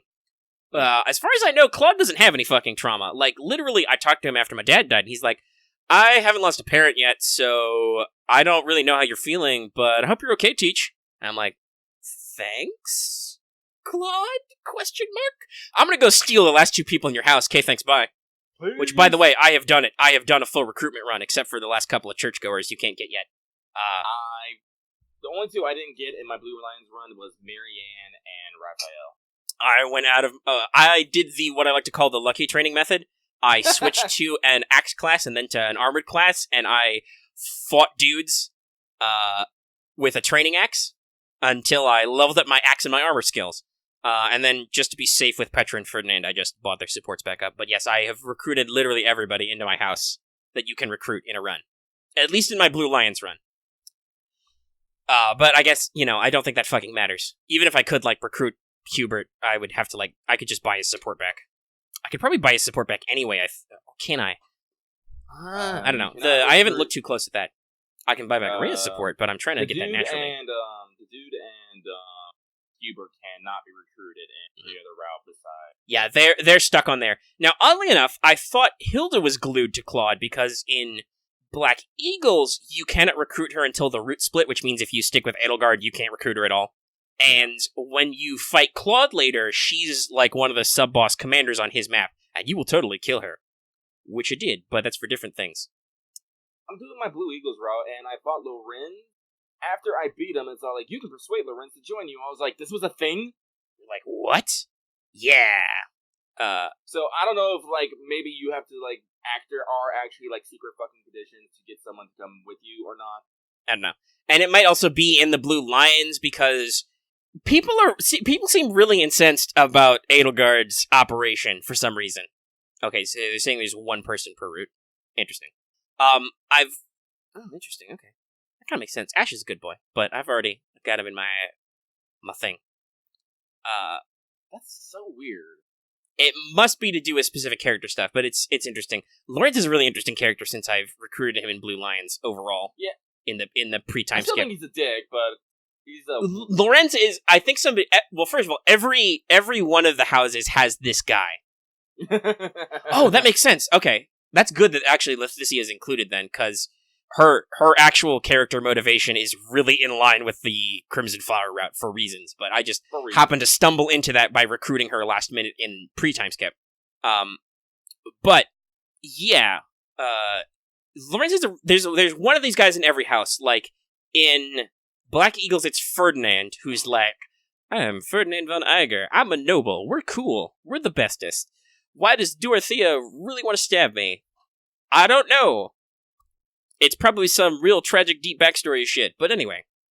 Seriously, though, like, all of Ferdinand's supports aren't, like, he's not burdened by, like, deep personal trauma or anything. He's just like, my dad's the prime minister, and I'm going to be the prime minister someday, and I'm supposed to be keeping up with Edelgard, because she's going to be the emperor someday, so, yeah, that's me, I guess. He's going to be the best damn noble he can be. And then I would say that guy in Blue Lions is Sylvain, who's like, he's the horse guy, he's kind of like, I'm just doing my thing. I'm going to completely ignore my deep and tragic backstory about my brother and stuff. Because that's not cool, and I'm cool. I have a B-level support with literally every woman. It's great. And then you get to the triangle of the third point in this triangle, which is Lorenz, who also has, I think, a B support with every woman. Yeah, Ferdinand's trauma is nobility. Yes, that's about right. I mean, no, Ferdinand's deep-seated trauma is the fact that he will literally never be as good as Elle because he does not have that fire. Literally, and also figuratively. It's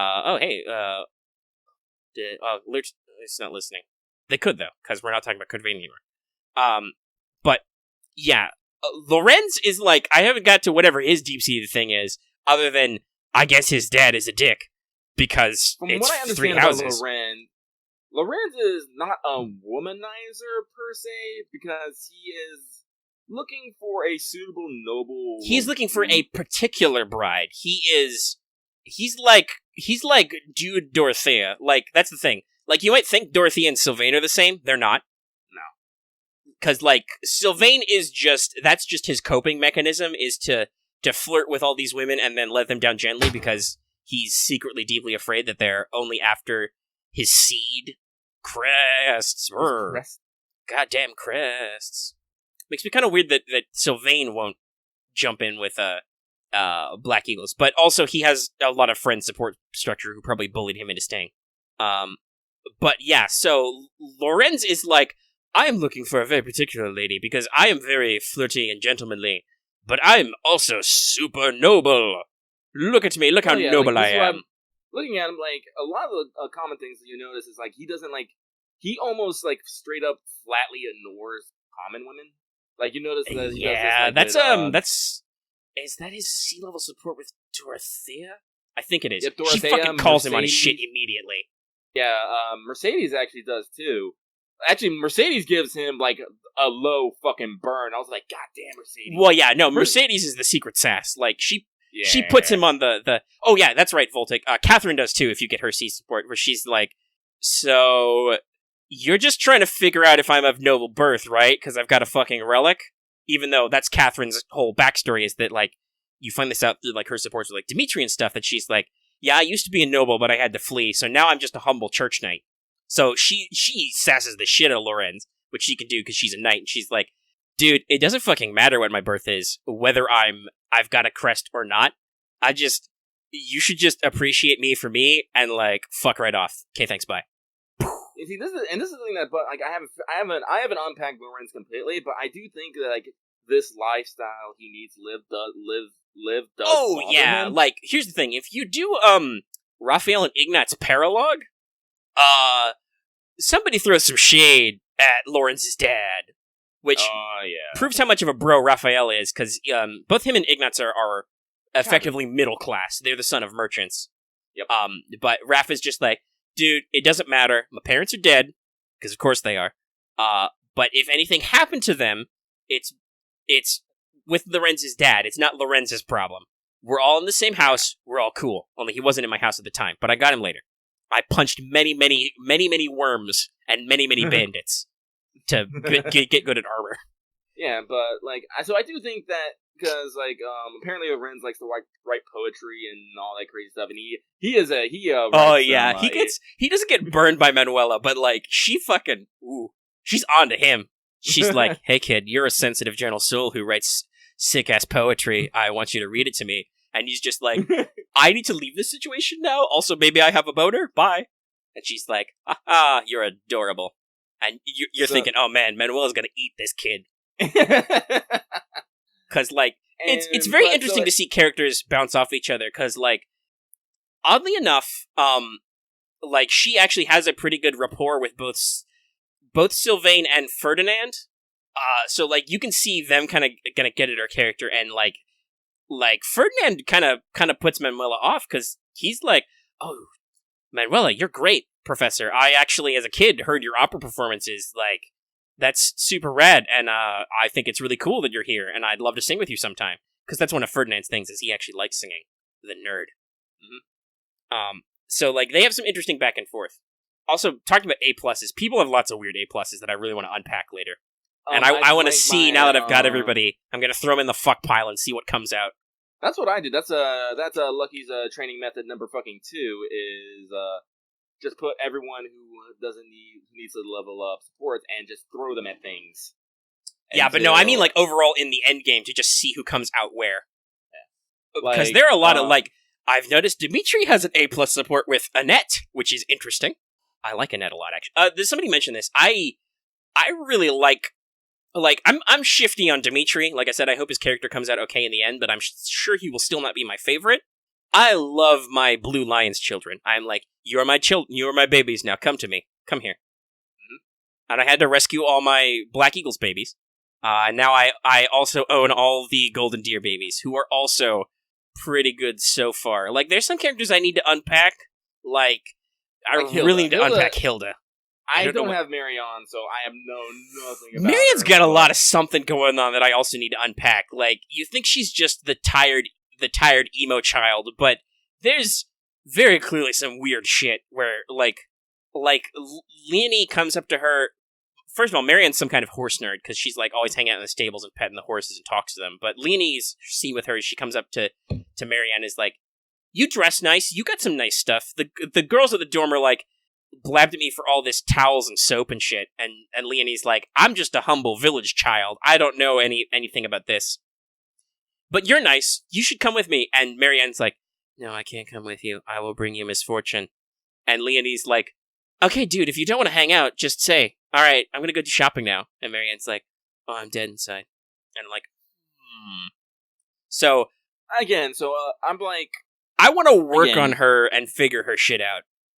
But by the time I get done with this fucking war, I'm gonna have a fucking master's degree in psychology. Okay, there's a lot of people to unpack. And it's almost always the characters who you think don't have anything. Most people will meet Lorenz and be like, well, this guy's a dickhead, and they will throw him in a trash fire. But I'm sure if you get to some of those A levels, he's gonna have a deep weeping conversation about, my dad never liked me. That's why I have to be so cool and noble all the time. He hates poetry. Well, and I'm just going to be like, yes, cry to Professor. You can write poems. Well, actually, this was this is the moment. The moment that I started actually unpacking Lorenz is actually when I got to the B level with Dorothea, when he actually outlines what he does, and Dorothea comes to realize is you're kind of a dick, but you're literally doing the exact same thing I am. And I'm just like, oh. And Dorothea's like, I can't hate you. We can't make out, but I can't hate you. Yeah. Except maybe they probably can make out, because Dorothea has a lot of A supports with people. She has a deep-seated hatred of the nobility, because apparently, I don't know who this brought this up, but apparently her fucking father abandoned her and then tried to woo and seduce her later when she made it big. Yeah, this comes out in Ferdinand's, I think, because they have an A+. This is, you get a lot of Dorothea's, like, deep cut backstory with Ferdinand. Because Ferdinand, I remember this one, she had to bathe in a fountain at one point, and Ferdinand saw her and ran away because he was love-struck like a dumb baby child. Because Dorothea is obviously super pretty. And Dorothea thought he was rejecting her, but he actually wasn't, because, he was like, what are boners? Listen, these kids are in, like, high school to college equivalent. I make lots of boner jokes. Though, I did realize something, because I think I did the back math correctly. I think Marianne's older, not Marianne, Mercedes is older than you. Yeah, I think so. Just by a couple years, but I think she is, and I'm like, oh my, Ara. My beautiful, sweet Mercy child. Hang on, I gotta... Lithia's great. I've seen this with a lot of her supports with other blue lions or golden deer, where, like, people are always talking about, like, oh, the future and stuff. Like, Lorenz's C with her is like, hey, I'm not even trying to, like, marry you, but, like, you're an heir to a house with a crest and stuff. You could be cool. We could start to be friends now, and that could turn into a whole political thing later. And she's just like, after he walks off, she's just like, this dude's talking about the fucking future. I'm gonna fucking die. So, like, it's interesting to pick up on all these characters' backstory and stuff. But yeah, Dorothea has her whole tragic backstory. Shows her, like, so my mom was a maid, and my dad was probably a noble guy, but then he kicked us out, and I had to live on the street. So that sucked. But then I became a super hot songstress, and everybody wanted to bang me, including maybe my dad. So I hate all noblemen because they fucking suck.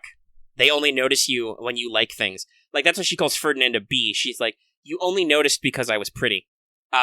Because that was the thing. She remembers Ferdinand from the fountain incident, and Ferdinand's not really clear on that until she tells him the story. So she's like, I remember when you were an asshole as a child. And he was like, I wasn't an asshole. I just didn't into people. If there's something I do want to say, I appreciate that all these characters are up front. No one tries to hide, like, really hide. It's all like, I did. Yeah, nobody's like a poisonous friend or, like, shifty to you. It's like, like, even when Hubert hides stuff from Edelgard, it's just like, no, I'm doing you a favor. First of all, yes, Queen like, Slay, really... but also I'm doing you some favors. Don't ask about it. Like, nobody is really super shifty. Like, fuck, you want to talk about honesty? Like, Felix is like, oh god, Felix and Dimitri, ooh. That's a brutal C-level support, where he's like, oh, I see an animal's walking on his hind legs. Why did you, fuck off and die or something, bro? And he's like, and Dimitri's like, okay, Felix? Okay, thanks, bye. Though Dimitri also has a really interesting interaction with Ingrid. So that's something I picked up on later. It's not explicitly stated, but you pick it up through a couple of supports that Ingrid was gonna marry Felix's brother. Yep. Like, they were engaged from, like, a childhood thing, and she really respected him, and as far as we know, Glenn was a really cool guy, and he was a great knight. But there's some dudes who have some opinions on that. So Felix is like, yeah, my brother fucking sucked because he died for no goddamn reason. Well, it wasn't just that. It was also everyone's reaction. Like, everybody's like, he died a hero, and Felix is like, yeah, but he's still fucking dead. I'm not going to be dead. Fuck you guys. But Dimitri and Ingrid have a very interesting conversation. I think it's their C+, where he really puts his foot in his mouth, because he's like, yeah, it was super sad that he died for no fucking reason. And Ingrid is like, fucking excuse me, he died a hero. And Dimitri's like, that wasn't a hero. Yes, sure, he died a hero for no goddamn reason. He really shouldn't have died. It was a terrible tragedy. And he's like, okay, thanks. Well, that's fucking Ingrid's trauma, is that if she doesn't uphold, like, this value that knighthood is the end-all, be-all, greatest combination thing ever, it would basically invalidate the person. Right, her childhood love interest died for nothing, and also she is now basically doomed to being poor or whatever for no goddamn reason. Like that was her thing. And Ingrid has to continue on her family's bloodline because she's the only one who inherited a crest. Yep. I think they mentioned that she's got a fork of a crest that's normally found in the Alliance or the Empire or something. So it's really obscure. Their family is not going to get their crest back if she doesn't have a lot of kids who inherit the crest. Her father and brothers don't, so she is the only hope to inherit their house. Yep, so she has a lot of burdens put on her. Her family is like really poor. They don't have a lot of political power. That's why she's always talking about food, because there have been times when she hasn't been able to eat a good fucking meal. And Felix fucking sasses her for it, but Felix sasses everybody. He is the kid whose brother is fucking dead. And supposedly he was a much happier child. Oh yeah, you unpack Sylvain and Felix's and Ingrid's, they're childhood fucking friends, and they all are dealing with the tragedy of Duscar in their own fucking way. Yeah, Ingrid, for instance, fucking hates Dedeux's guts. It's God, real talk, free and support building in this game is fucking amazing. Yes, that's what we've said before. Obviously some stuff did suffer a little, but they did what was good for this, is they built this fucking fantasy high school simulator, and they made it good. All of these characters have really in-depth supports, they really explore their stuff. As some people have pointed out, the Bs can get a little redundant, because that means a lot of characters will spill their guts over their deep trauma over and over again, but whatever. They're still pretty good, they're emotionally driven, they're really good writing, and you really get to explore these relationships, and we talked about the whole picture before. You can't explore the whole picture unless you actually, get all the characters and unpack all their supports. Because hey, here's a weird thing. Ferdinand's love of singing in the opera never comes up with Dorothea, because it's all about the fact that Dorothea hates him. You only learn that he's also a huge fan of the opera, I think, through his relationship with Manuela. You don't understand the perfect timing of Dorothea and Manuela's relationship, why Manuela left the opera, unless you do their support, where apparently they can become little old opera ladies together, which is great. Because they both have the big gay energy. Well, Manuela's got a lot of big something energy anyway. Mm-hmm. She has the thirst. But yeah, so, there are so many facets of characters that only come up if you get into their supports. Not even their supports with you. Their supports with you are usually about whatever their core trauma is, but there's not some real stuff that comes up. That's another thing. They're talking about Catherine and Lorenz, which I need to work on more. But, you learn a lot about Catherine from her relationship with Dimitri, because Dimitri knew her before she was Catherine. And that, as far as I know, at least in C and B, hasn't come up with me and her, because your support with her is all about her relationship with Rhea, and basically she goes from basically you're the shitty adopted new kid, and she's like, what the fuck are you doing? Why does mommy love you more than me, kind of thing. And I haven't gotten to her A level to unpack that, but there's a lot to unpack there that I'm not sure Catherine knows, because if you can't recruit her until the split in Black Eagles, for obvious reasons, because Ray is very, very mad about some stuff. Well, as I like to phrase it, Ray is really mad that she doesn't get to bang you, and you picked Aelgard instead. But that's just me. But you don't ever, even though she appears multiple times post-time skip, you don't really ever get to talk with her and ask her, hey, how do you feel about this situation you found yourself in? Now, you don't have to kill her to complete the game, which is interesting, but yeah, it's you don't ever get her input on how she feels about stuff. You maybe get a little bit of a cutaway scene where she's like, hey, Rhea, so, Dimitri died, because obviously it's a time skip and you gotta kick his ass. So, are we still gonna do our stand here? And Rhea's like, fuck yeah, we're gonna do our stand here. I'm really mad about stuff. Well, yeah, that's another thing, but I'm trying to figure out. There are some stuff you only get from these characters in their brief interactions. Oh, by the way, have you done Flans and Cetus A level yet? No, I can't get through. How can I get through their supports? They don't team up together. It's a slow process. What do you mean? I mean, you can't. The only way you can build support is food, which I can only do with them once per tick.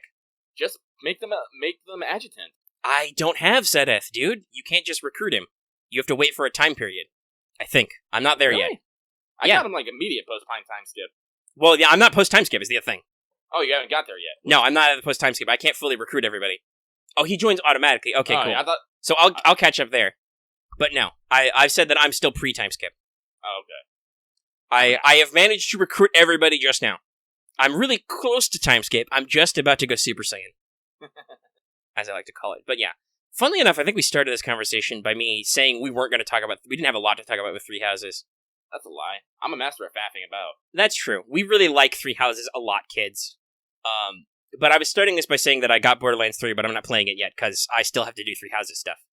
Yeah, Gilbert and... Well, I can't recruit them right now because they're out, but I assume that Gilbert and Aloy are like, they're right after this period, because I've heard that Alice doesn't join you until super late, like an asshole. But I got everybody in, and who at least all the students in that you can get, so that's fun. I'll have time to build other stuff. I've already got Catherine, because she joined super early in Blue Lions. I've already got Shamir. I think I just need Gilbert and, what's his face, Alice, to come back, because they're out right now, because some stuff happened. They, take a month off where you can't talk to any of them and can't do any training.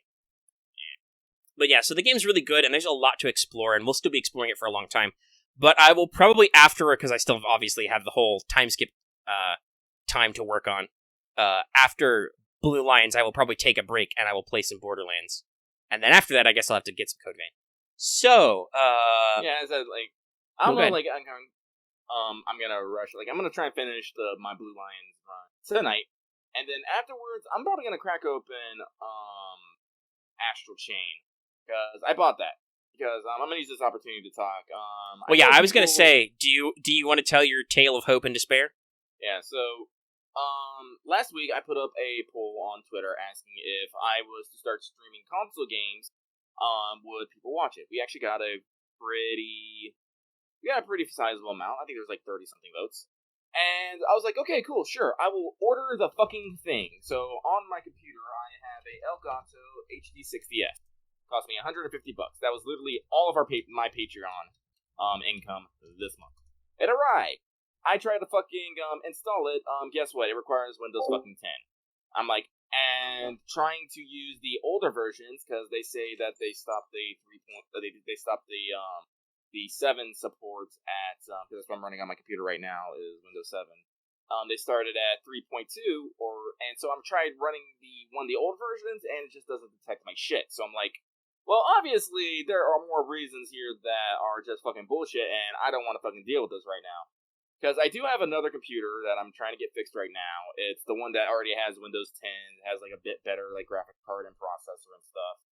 Just better overall. That I just need to figure out what's wrong, and lucky we'll get just a sizable upgrade.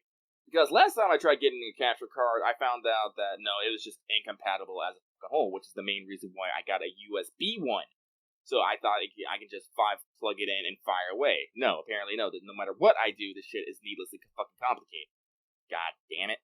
So it's going to probably be another week before I can get this up. And I've been seeing reviews of Astral Chain everywhere, and everyone's saying it's goddamn fucking amazing. I'm all like, this is torture. It's I have this game. It's still in fucking plastic. It fucking mocks me. No more. I'm gonna play. And if people are still interested, I'll, play it again, or whatever. I don't know. I'll have to figure stuff out, but as I said, now that my wait is even longer, I see no reason for me to, hold myself back. Especially because, as I said, there's plenty of games coming out. If I can get my computer up and going, I might be able to stream Code Vein. I might be skipping on Outer Worlds next month, because I realized I have Trails of Cold Steel 3 and Death Stranding both coming out on November 1st. And who knows what other interesting games will pop up in the meantime. I don't know. So we will see. Omega is muted for some odd reason. He must have to go do something. But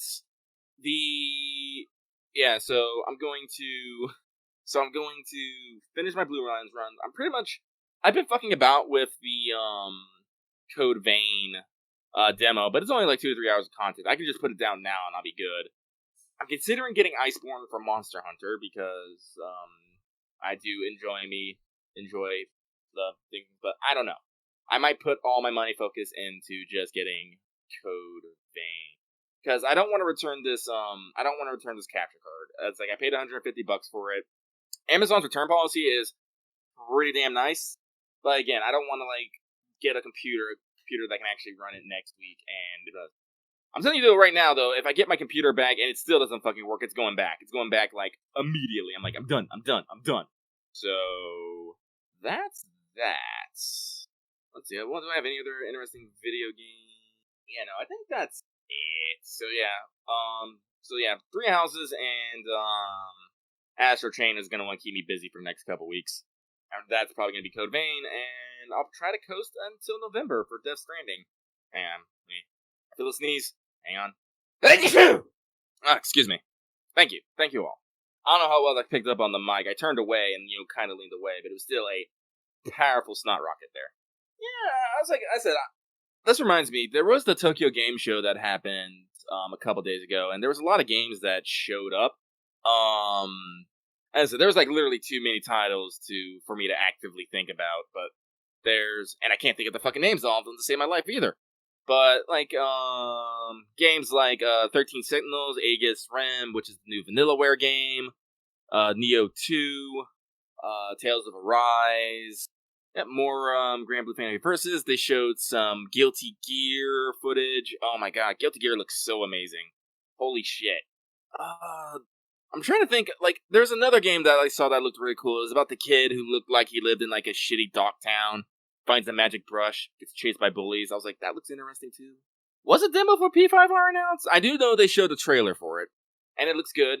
Lynn has, the best fucking, song lyrics. Makes you want to get up and jam. They showed the fucking Final Fantasy VII remake trailer, like, every half hour. Personally, I was okay with that. I love seeing it, like, every single fucking time. Let's see here. Oh, so that was actually new DLC? I didn't know it was new DLC. I thought it was just... something that was getting attached to hecking not Bloodborne, Ice.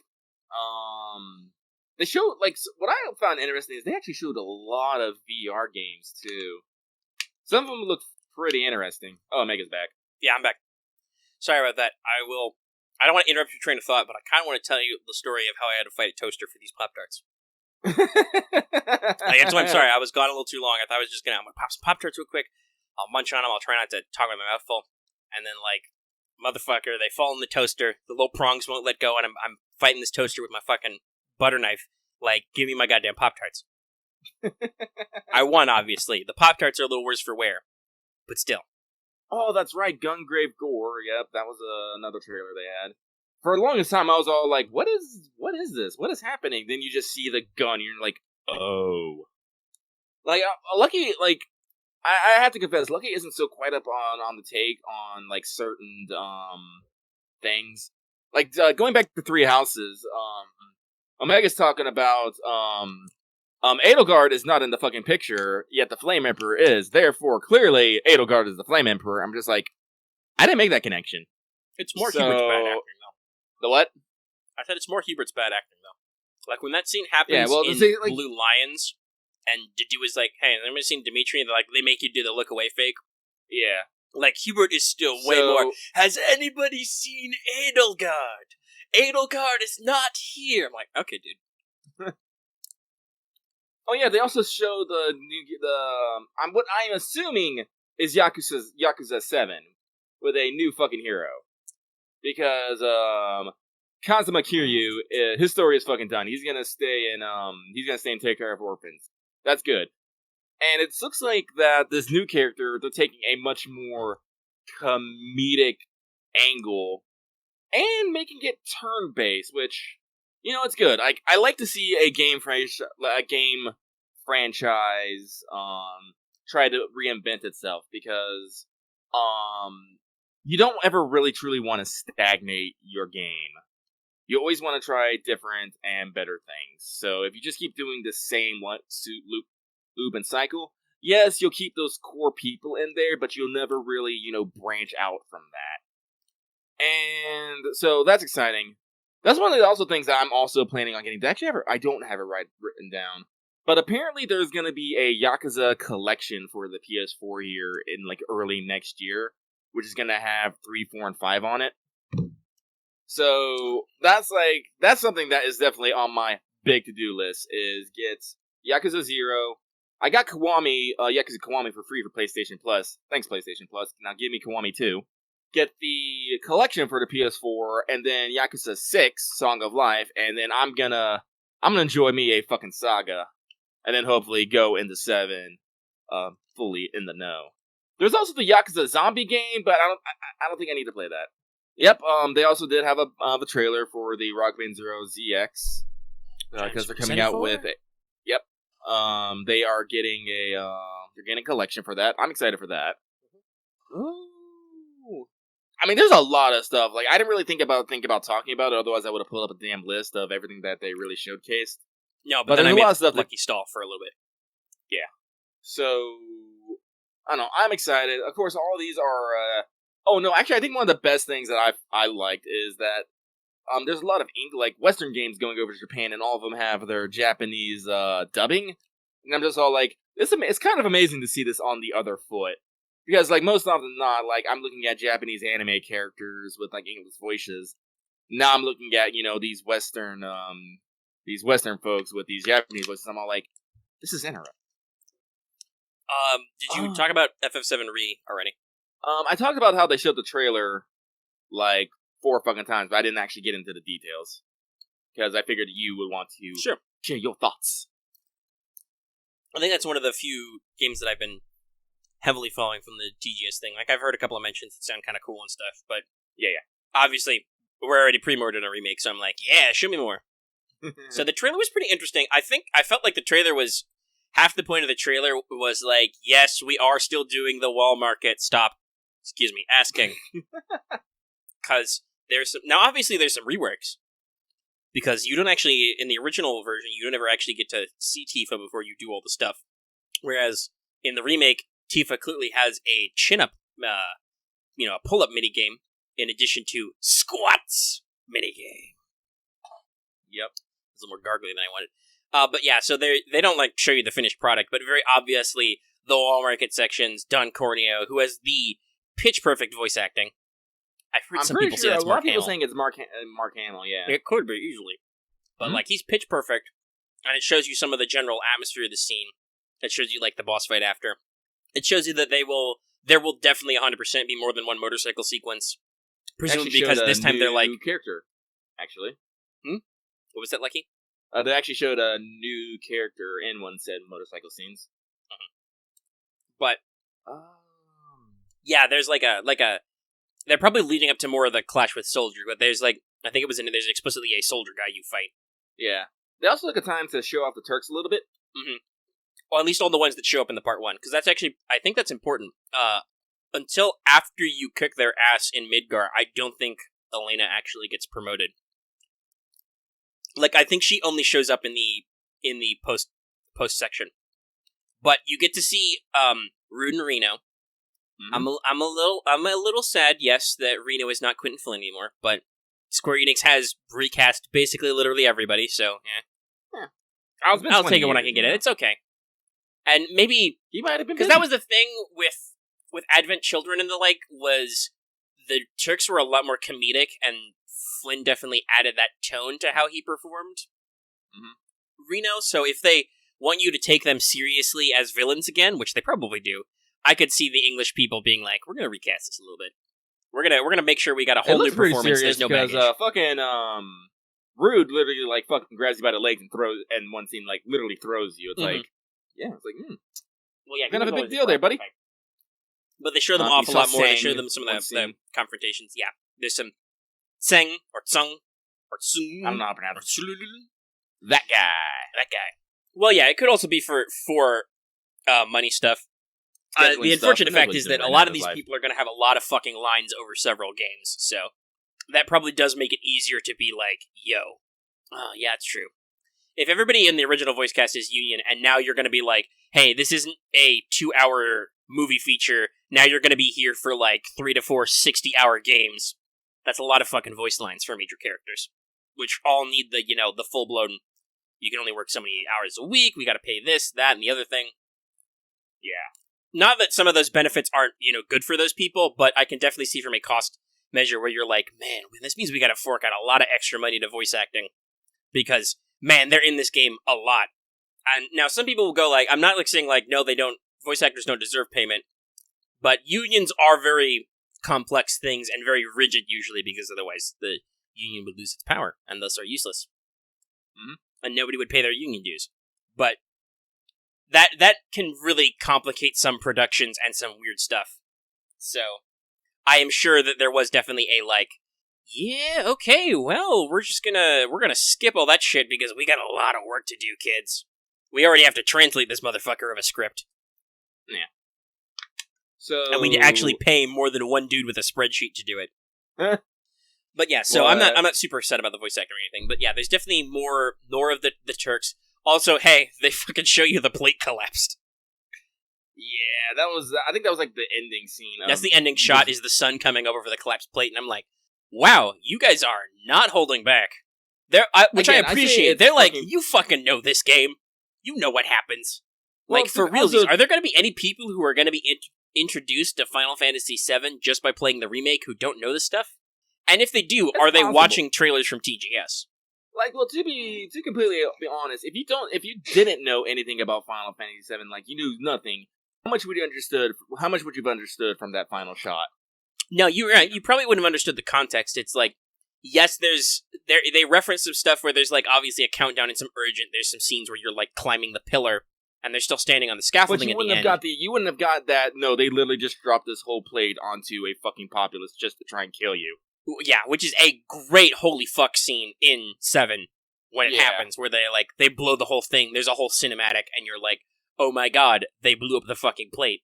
Yeah, so that's the thing about, like, I can say, like, if you've played the game or you're at least somewhat familiar with the game, yeah, you'll see these scenes, you're like, oh, this shit's, like, fucking iconic.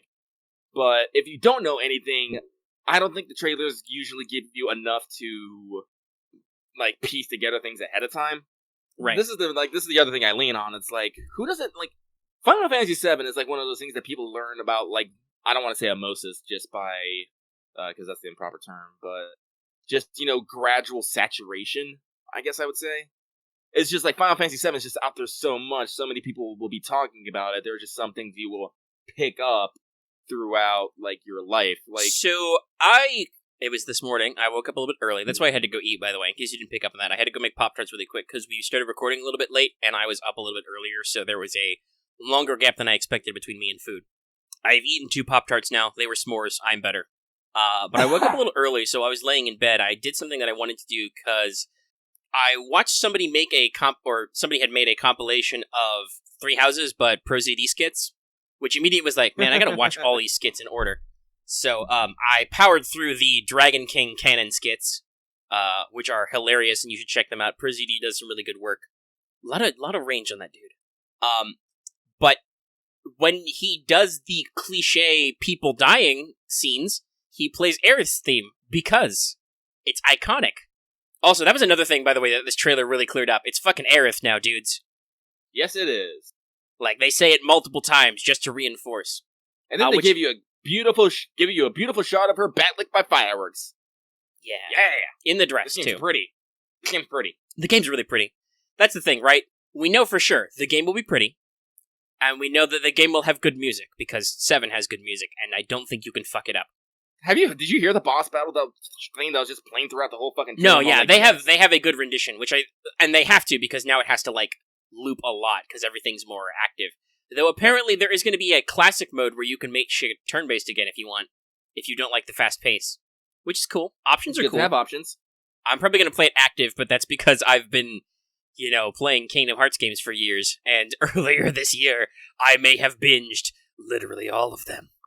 Well, not literally, because there was some you can't play on the compilation disc, but I played a lot of fucking action RPGs, okay, kids? So, and hey, Nomura worked on those too. So, I think I'll do fine with the more active mode. But the classic mode is good. I know some people are like, oh man, I wanted my classic turn-based action. Bars and shit. But the action will probably be pretty good, because I trust the studio to, like, some people have complained about how 15 kind of came out, like, structure-wise, because it was torn down and redesigned, like, 3 or 4 times. Yeah. but I don't think anybody's ever really complained about the mechanics of 15, right? Like, has anybody said that the core mechanics of Final Fantasy were ever bad, right? Honestly, I don't know. like, I haven't played 15 personally. I only played the demo, which was kind of weird about stuff. Like, honestly, like, combat, it wasn't bad, but I wouldn't say it was, like, tight and good either. It's like That's fair. Well, that kind of fits the whole theme that 15 was kind of rushily put together and, like we said, was rebuilt from scratch a couple times. Yeah. Like, I played it at launch, so all I have is launch memories, so, I don't know, maybe I'll get, maybe they did maybe it, well, supposedly, according to the chat, they did polish it up, so. I know, maybe they were able to backpatch. That's have good. my boys tour fucking road trip again. You've played a lot. I know it's an MMO, but you played a lot of 14 though, right? Oh yeah, 14's fucking tight. Yeah. Like 13 had problems. I don't really think the combat system was super one of them. Like it was very much a return to form. Some people would have problems with it, like 13 specifically, like the paradigm shift. Well, yeah, that was the thing, though. But also, I was on the internet when 12 came out, and there were a lot of people who were very shook about how 12 worked mechanically. But yeah, I remember that. 12 wasn't bad either. It was just very different. Yeah, and I really like 12. So, but I also clearly, when I started playing 13, I was like, oh man, Square really listened to the loudest people on the internet when designing this game, huh? All these zones are linear, and the combat is way back to the whole turn-based bars and stuff. I'm like, okay, that's fair. I have other reasons why I can't complete that game, but like I said, gameplay was not necessarily one of them. So it will 7 remake will look good, it will sound good, and it will probably play okay. The real question will be, is it paced okay? And is the writing and translation in the rescripting okay? But on the other hand, 7 wasn't exactly at least translated. There were some, like I said, there was a guy working out of a spreadsheet cell, I think. So there were some classic problems like this guy are sick and some other weird dropped context and stuff. So I feel like that wasn't exactly a masterpiece of script writing either. No offense to that probably singular guy, or maybe two guys in, I think it was Square Enix of America doing the FF7 translation. I'm sure you did what you could, but it's a JRPG. There's a lot of fucking script. Lucky is dying. That's how big a script it was. It's literally killing him. I'm crushed under all this paper. But yeah, so, like, that's not gonna kill it for me. The voice actors all sound okay. Like, I'm sure they were directed fine. Like I said, they sound okay. I'm like, the biggest thing I've said is, like, there are people who are utterly incensed that the original voice actor is back. And they are saying, Barrett sounds too stereotypically black. First of all, Barrett always sounded that bad, guys. Let us not say that a Japanese game written by Japanese people was necessarily racially sensitive. So the remake can only do so much. But also, I'm pretty sure most of the characters have been through a couple of voice actors before. Just saying. Aerith, God, she has been through multiples. Cause who was her voice actress in the original Kingdom Hearts? It was somebody very unexpected. I'm trying to remember. Was it Jennifer Hale? No. It was a celebrity that I don't remember. There were a lot of celebrity actually in there. But then they switched to, was it Mina Suvari, I think, for 2, and then that was Advent Children. That's the really light, fluffy, airy Aerith. And now she's got like a 3rd or 4th voice actress. So, it's not like they were necessarily super locked in.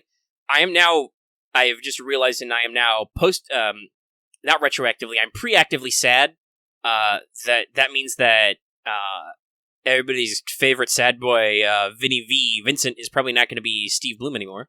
Though that might not have worked out either, because Steve Bloom was already a union actor who has gone uncredited in some video game roles. So, that's going to be a little sad. He had the right energy. Hopefully they keep that tone, because that is what I think really made Vincent work at all, was just that he sounds like a badass down here, even when he's really sad about stuff. We'll see what happens. Vincent's not going to show up for at least one more game. At least. We don't really know how they're breaking out future parts, because the first one isn't out yet. We can assume, since they've never shown any shots of anything outside of Midgar, And there's a lot of build-up with President Shinra and Sephiroth, which is another thing that they just throw out there. They're like, oh yeah, no, he's just hallucinating Sephiroth, kids. Oh no, the show is still live. We are still going. We are only 2 hours in. But, yeah, so I think that, as most people assume, the first part's going to end probably with the Escape from Midgar section. You're going to get down, everybody's going to go to calm, and hopefully it'll be like, Cloud's going to be like, okay, let me tell y'all a story. And then the intro to next game that'll let you, like, pick it up and remember the controls, because it's not going to come out for, like, a year, is going to be the Nibelheim tutorial section, Cloud's flashback. So, yeah. I'm hoping that's kind of the setup they do. So that'll make some sense, and that'll kind of flow well. But I don't know where part 2 is going to end. If it only goes up to, like, Junon, or even to, like, Gold Saucer, that still means that Vincent doesn't show up, because he doesn't show up all the way until, Nibelheim. If they go farther, like, maybe if they go all the way up to Temple of the Ancients, or even North Crater, which is going to be a lot of the game to cover, though. Like, a lot. That's a lot of fucking space. They could do it, but we don't know how they're handling the world map part either, so. Or, that's the other thing we talked about, like, there's a lot of shit in 7 that was optional.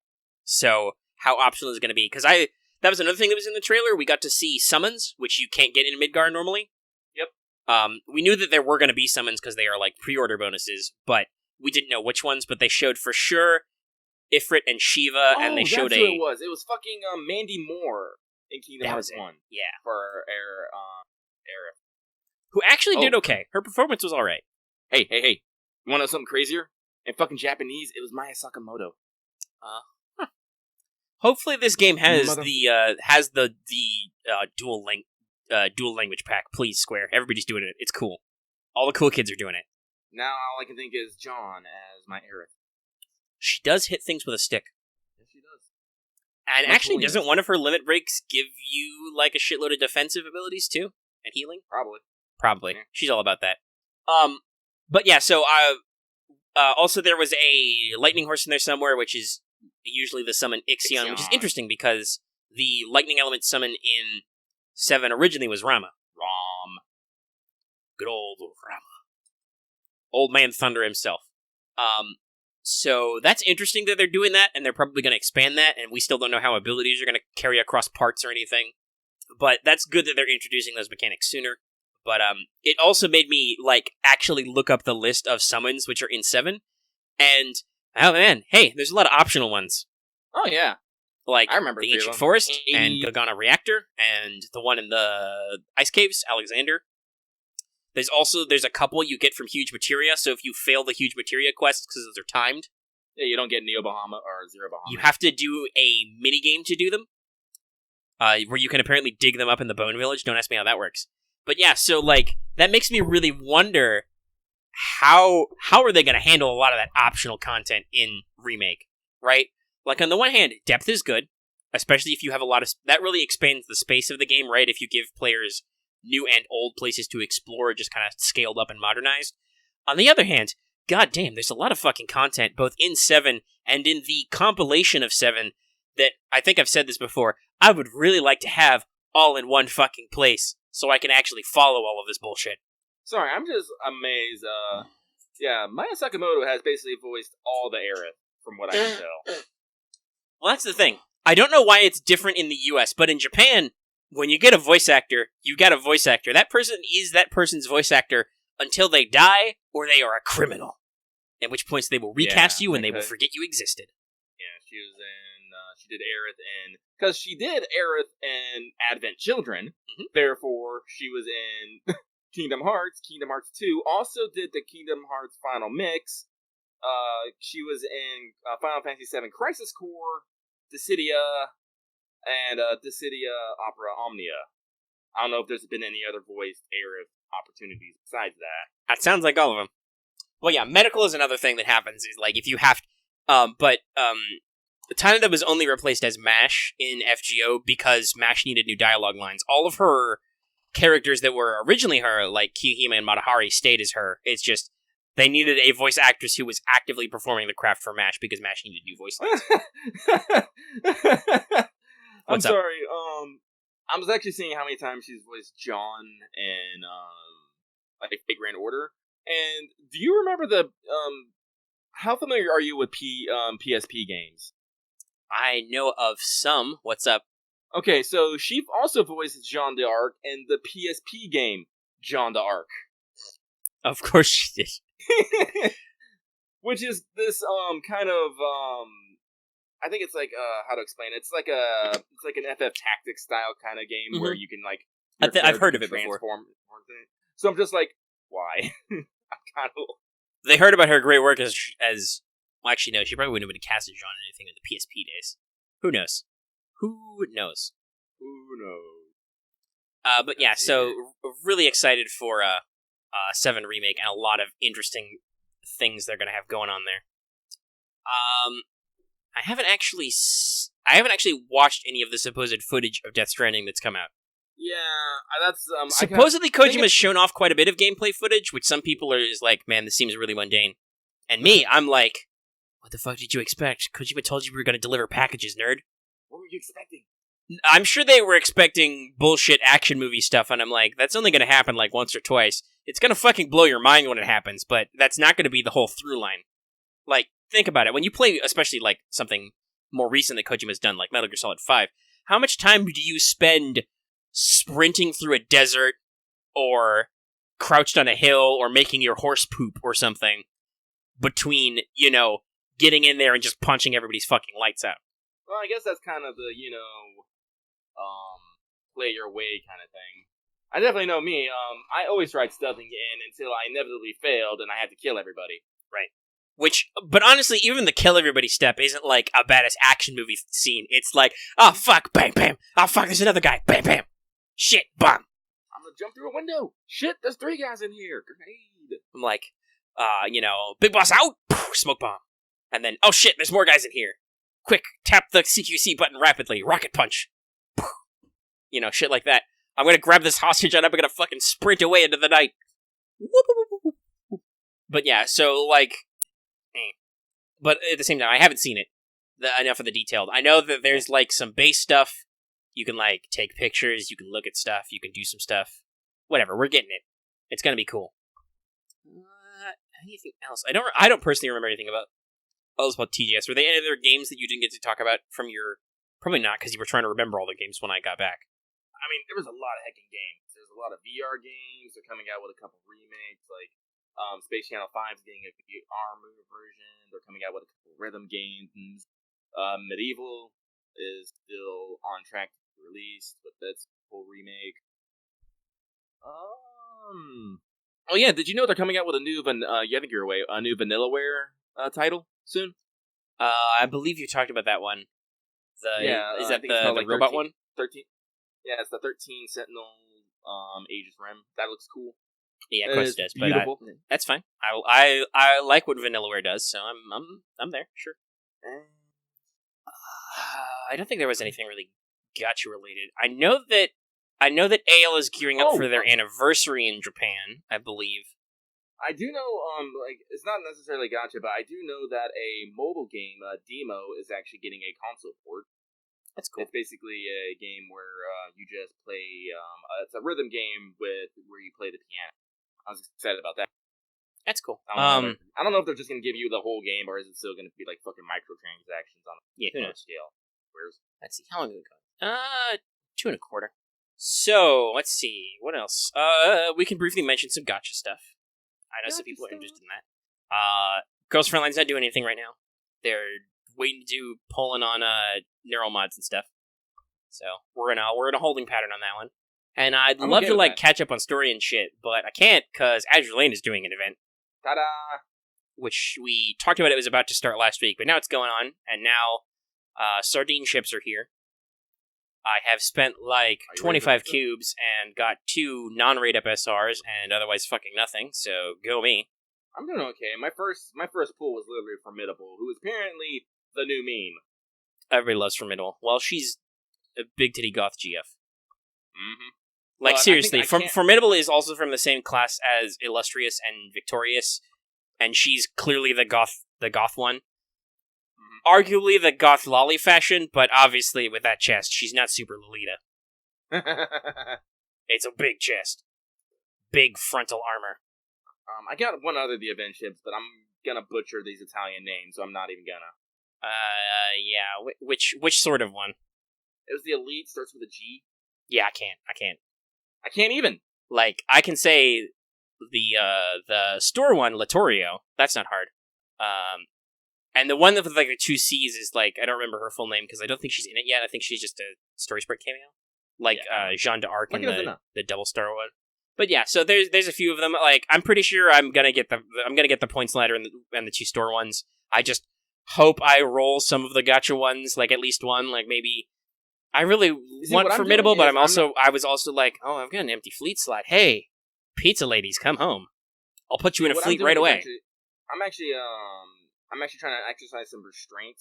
I did a 10 pool the first day just for a 10 pool 6, but other than that, I'm just maintaining my 3 days so I can try and not die of cubes. Points grind. Also, yeah. Yeah, we'll see what happens. I'm playing a little cagey with my coins too. I don't want to burn out on anything because there's stuff that needs done. But it's the game's all right. It introduces some fun mechanics like the flak. It uses the harbor attack mechanic again. Mm-hmm. It's an event that's also happening roughly the same time in China and Japan. So it's got the ultra modern mechanics. I like how they handle a lot of the Sardinia ships. They're pretty fun. There's a lot of the big green, white, and red. A lot of them have swords. They have a very certain attitude. Very flirty. So they seem fun. Carbonara has a big hat, which is kind of cool. Big hats are important. Zara is really just Italian Honolulu. Like, do they even have the same artist? I bet they do. They seem really similar. I bet they do. I have to tell you, if I pull Zara, though, I'm getting that rental. I'm getting that live 2D, and I'm going to enjoy that for the 2 days I have it. I really don't want to rent any skins because I fear they're going to make me want to buy those skins, and I'm already dying. Like somebody said in the chat, we're going to get Jean Bart's dress. That was an event I scored okay at, though apparently not as good as some. So they're doing a popularity poll right now. Lucky, can you explain to me what the fuck? Why do people love Dunkirk so much? She's number 5 by a bit. I don't know. I'm like, the fuck? Because obviously I don't have my own Dunkirk. I never rolled any elites on that gacha. I have a Dunkirk, and she's like level 90 for me, but I don't know. Like, if I remember, actually, let me see. Can I pull it up real quick? Let me. It's on the web, so I think you can look it up. I'm pleasantly surprised that Amagi is number 1 right now. I mean, meta-wise and design-wise and personality-wise, she is amazing on all accounts. No, and I can see why. She's fun. She leaves a good impression. She had a really interesting story. She has her own fucking theme music. So that kind of makes sense. There's some others though that are like, I'm like, what? Like is Z? Oh god, the number Z20, the starter. Is she really that popular? I'm like, I don't know. Is it 1? Is it 3? I don't know. I'm bad with numbers, kids. I'm like, is Laughing not that popular? It's really weird to me. I'm pouring all my votes on for Hood, who is stuck in a very firm 6th. Sadly, I don't think I'm personally going to make a dent, but I'm trying. Let's see here. Number 1, Amagi, 2, Z23, 3, Honolulu, 4, Nagato, 5, Dunkirk, 6, Hood, 7, Ayanami, 8, Ibuki, 9, St. Louis, and 10, Akashi. Yeah, I'm confused by a lot of that. That's number 10, and then there's still, it goes all the way down to 30. Which is still sacrificing a lot of girls who are completely out of the running. Honolulu, that doesn't surprise me. Honolulu's a very spicy ship design, with a lot of spicy skins. But, does Dunkirk have a really iconic skin that we don't have because we don't buy skins much? Yeah, see, here's the thing. I like how they're saying the top 3 are going to... if I remember, the top 3 characters with the most votes with the GE Street advance to the finals, while the top 4 to 10 are sent to the final comeback round. Amagi literally has over 1.5 thousand K votes more than number 2. From 2 to 3, it's only 300K. Lucky, I think I see the issue here. Oh. Yes. Put on your glasses. Let's look real closely at this one. Yes. It's very interesting. Very interesting. I want donuts. But yes. So there's something suspicious about that. That's it. Very curious. I gotta double check. Does Amagi actually have any skins? I don't Nope. think she does. I think people just Give me really my like own skin, Amagi, which goddammit. is cool. I appreciate her. Like, that's Dunkirk, by the way.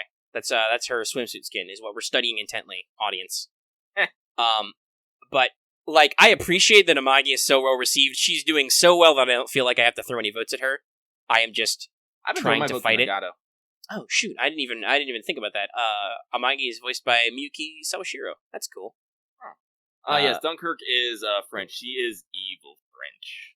Yeah, she's one of the evil French team, the Vicia. I mean, I don't know. She's got good boots, I guess. You know, some thighs, got some cleavage. But I wouldn't pick her over Jean Bart. But people did, apparently. Give me my answer, cat. It's tomorrow. Cats. I got a couple more cats. I got some SR cats finally, both randomly and from doing the thing for what's her face, Yamashiro. Oh, I was going to mention this earlier, but we got distracted by the popularity poll. So I'm hoping to get like at least one or two of the event ships, but I'm also, as is always with my Azure Lane, I'm trying to just, kind of accept what happens, because this isn't a collab event, so, and we're doing this concurrent with, like, JP and other servers, CN and stuff. So, hey, guess what? There's gonna be a rerun someday. Well, I don't know when it'll be. It'll probably be in, like, 2 years, but it'll happen, so. Oh, shit. One of these, I just realized, I don't know which one it is, but one of these Dunkirk skins is live 2D, so that's definitely probably why. I'm also, like I said, I'm really curious why Z23 is the most popular. Well, Z23 is a starter. She is an starter ship. She's got a retro. She's pretty okay at what she does. She's kind of fucking adorable. Yep. And she has a bit of a gap personality. Sure. I said she was my fucking starter, so I will. I was like, I'm just nodding my head. It's like, no, I see it. And nobody should have to ask why Honolulu, but here I'll show I can show the live audience in chat some reasons. Like there's this one, and then there's she's just not wearing pants. This one, and also this one, and even got a little this action. So yeah, no, I'm not shocked at all. Honolulu is a very lewd ship, and she's also, I didn't post it because it's not necessarily any more than any of the others, but she also has a schoolgirl uniform skin where her school bag is holding up her enormous breastises. But yeah, so like I'm not shocked. I'm not shocked at all. That's why I was like, man, Zara looks a lot like Honolulu. Actually, hold on, let me look. Artists, are they the same? They are the same. The internet has proven. Okay. Excuse me, I'm getting a phone call. Oh no. So yeah, I will continue to chat, but like for comparison, here's what, and this is a live 2D. So this is Zara's skin, and as people have noticed, there's a little bit of spiciness to the live 2D. But yeah, so other than that, the event part of the event, Imperial Tragic Comedy, is all right. I'm in the B part now myself personally. I'm working through all the stuff. Like I said, I'm gonna get definitely the points ladder and the store ones. Those are pretty easy. Now, can I actually check the popularity poll from like the wiki, or are they just gonna be like, here's the mechanics? No, okay, it's just the mechanics. While I stall for lucky, because clearly whatever was up is a thing.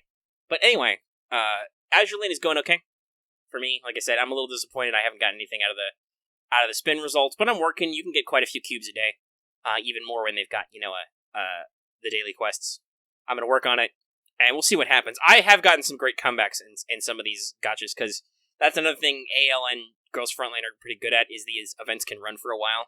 Like, I think in English, FGO has actually done a thing where they've had some banners run a little bit longer than they did in JP, but in general, those are usually pretty slick and pretty exact timetables. Okay, I'm back. Alright, cool. And yes, I want that Zara skin. I can stop faffing around. How are you doing in the AL event, Lucky? What? How are you doing in the AL event, Lucky? Slowly. That's fair. Like I said, like now that NeuroFest and actually, I guess I should mention this on a side. the Hecking Girls Frontline Point event finally ended. And on the last day, I was able to tweak in enough points to get SRS. And with now, finally, with the lull in my other two gacha games, I can actually start putting some time into it. I'm actually pulled out my phone. I was actually working on my right now, getting on my daily stuff. I was about to actually go into it. I had someone was calling me to go talk to someone else because they had passed out. I am the next best choice in this phone. Actually, so I might pull decently. I'm looking at the actual ship list. So, Carbonare is the point reward, and you can buy Conte de Cavour in the shop. And if you 3-star all the maps, which I'm gonna, you get Trento. So I think that's a full front line. And Littorio's also in the shop. So basically, I can't even do a full fleet because there's only... Oh wait, no, Conte is backline. Okay, they got a red line. So there is a complete backline and a complete front line. Wow, damn, Asher Lane. That's an exact fleet there. Thanks, guys. Still, I think I'll get like half of them from, or even more than half. It's just going to be, did I roll a Zara? Did I roll a Formidable? Did I roll? I really can't. I'm not Italian enough to do that G word. We'll just call her Cesare for now. That's the part I can pronounce. Away, true to Kaiser. But anywho's, yes. So, we're getting a little down on the time. We're about 2.5 now. I don't think we got a lot to talk about gacha though. So, I want to talk about the subtitle for this game, which is Space Game Design. So, tabletop stuff. First off, we finished our season of Mages of War finally. It took us a while, but at the beginning of this week, I was like, okay, this week, we're gonna do the thing. And then on, Wednesday, which was the last day of NeroFest, you had just talked in, general chat about, or something about how you were gonna, triple screen or some bullshit. And I'm like, okay, Lucky and I are busy with stuff. Let's dial in for tomorrow. And it's a Thursday, and we were like, okay, we're doing the thing. And we did. And we did the whole thing. And I've got the audio. It's almost 3 hours, though, so I haven't processed it or made any assets yet. But it's in the hopper, and it'll come out. But it was good. You guys had some good thoughts overall, which I'm glad for. I kind of coalesced my overall themes over the last couple of weeks leading up to the actual session. I didn't get to do all the scene hallmarks that I wanted to, but I got to do most of them. And I think what did happen had some nice impacts. I don't know, if, God forbid, any of you actually listen to our actual plays, which are on our channel. They're in a playlist, actual plays. Look them up. But like I said, I don't know if any of the people, if too many of the people here actively follow. Some of the people in private chat do, so maybe we don't want to spoil specifics, but, how do you feel about that season ender session? It definitely went differently directions than I thought it was going to go. There was some, that's the beauty of misdirection, is you have to keep people guessing. Yep. Not necessarily disappointed, as I said. It reinforces character ties, I want to say, and sets up a, I guess the term I want to say is reoccurring villain. Mm-hmm. Which I think is actually very good for a tabletop game, because even if they are not in the plot per se, it is something that the characters can always be working towards or planning about. Because I'll tell you right now, Wolfgang, he's going to be laying in bed thinking, it's all like, all right, how do I do this now? He's going to go home and think about his life. Mm-hmm. Well, you got other stuff. That's the thing I told you, is over the break, however long that turns out to be, because we don't know yet. We're planning on doing some other stuff, but I don't know what we'll do, because some of that relies on you guys, the listeners. We'll talk about that in a second. Yeah. But one of the things I was like, okay, so take notes, think about what you're going to tell people and how you're going to tell it to them, because I'm going to be asking you these questions as a setup next time to, figure out where we are and what's happening. And I have already taken down some notes myself for, I know what the start point is and the general themes are from notes. I don't yet know if I'm going to shake up some stuff. There's some mechanical tweaks I need to make. I haven't done the thing with the crews yet, because obviously we've had, Friday and now Saturday where we record stuff. But yeah, it was fun. We had some good mechanics stuff happened. Some new stuff that I don't think we've ever approached happened. I think some people got to try out some spells and stuff they didn't. There were some surprises. Oh, yeah, I did. The surprises that you thought were surprises weren't as surprising. Yeah. You're like, oh, this is a huge problem and a danger. Oh, wait, no. This is the real problem. That's kind of why I did it, though. I kind of encapsulated it as oh, you think this is the complication, but it's not really. You guys, I set up story conditions in the background so that if things got too hairy, I could still bail the player characters out. Luckily, you guys managed to stay competent long enough to not need that. That was pretty good. Good for you guys. I entirely attributed that to a spell. Well, I mean, that's part of it, is proper prep time. Because I wouldn't necessarily, when I started planning some of this, I didn't necessarily know what spells you would take when. Yeah, but no, like, literally... And honestly, like, if it weren't later in the session, or if we were for sure continuing the campaign right away, I could have done more stuff. I could have, like, rolled some dice to see if the target of that spell could get out of that predicament you landed her in, but I was like, no, this is a good conclusion where stuff happens. That's something I do enjoy about our tabletops. It's like, sometimes it's all like, I'm just gonna do the thing, we're not gonna really roll on it, but we need to progress, so this is just how it shakes out. We're like, yeah, no good. Yeah, I'm sure she got out of it soon, but the important thing that you guys were like, okay, I'm gonna do a thing, and then we're gonna skedaddle. Okay, we skedaddle, and like, let's see, we're at like 2 hours, 45 minutes, or even more. I think we might have been over 3 hours. I just cut out a lot of silences. So I was like, yeah, I don't care enough to force the point, so yeah, we're gonna move on. Yep.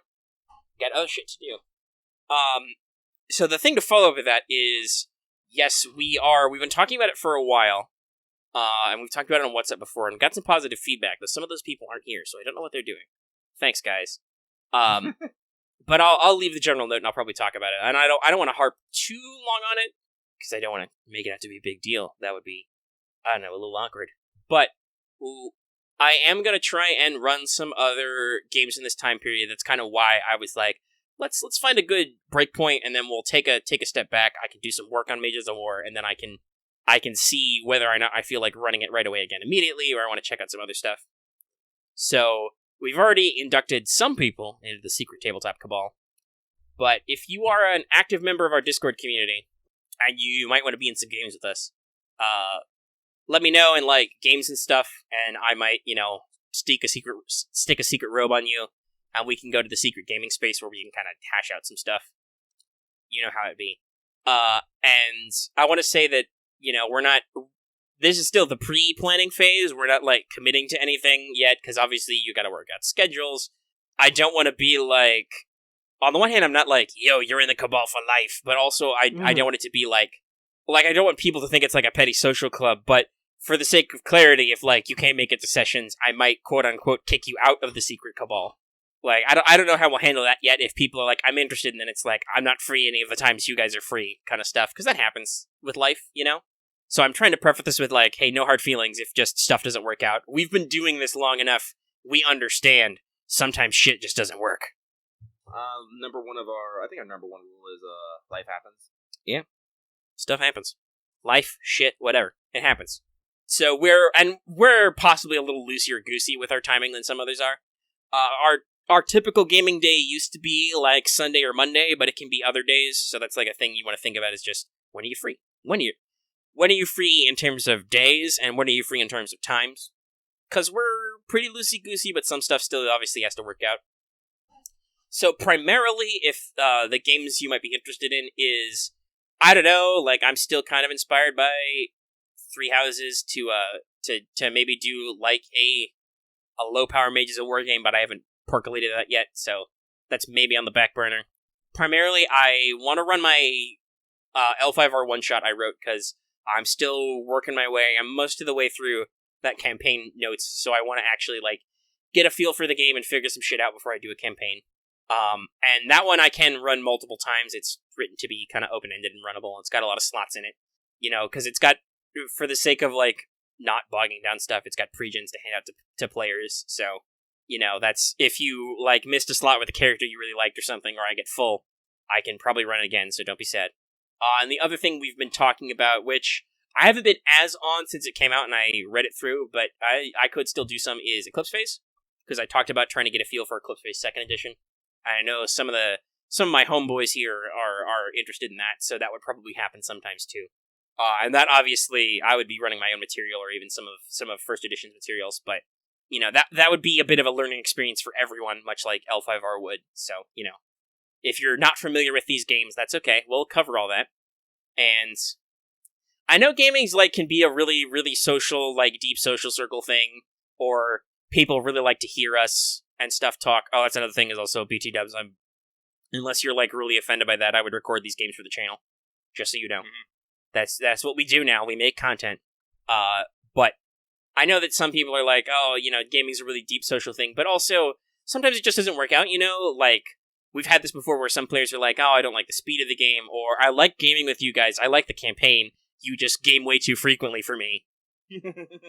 So, like, hey, I want to preface this with, like, if it doesn't work out, no, there's no hard feelings unless you're an asshole to us, and then there are hard feelings, but then you'll know. But in general, there's not any specific hard feelings if, like, you can't make it, or, you decide you don't like the games we're in. That's why I'm like, starting soft with, like, I'm gonna run a couple learning games in one-shots, feel out some people, and then I'm gonna be like, okay, these are the people who like this game, and I like them as players. They fit my style. We're going to play big games together for an extended period.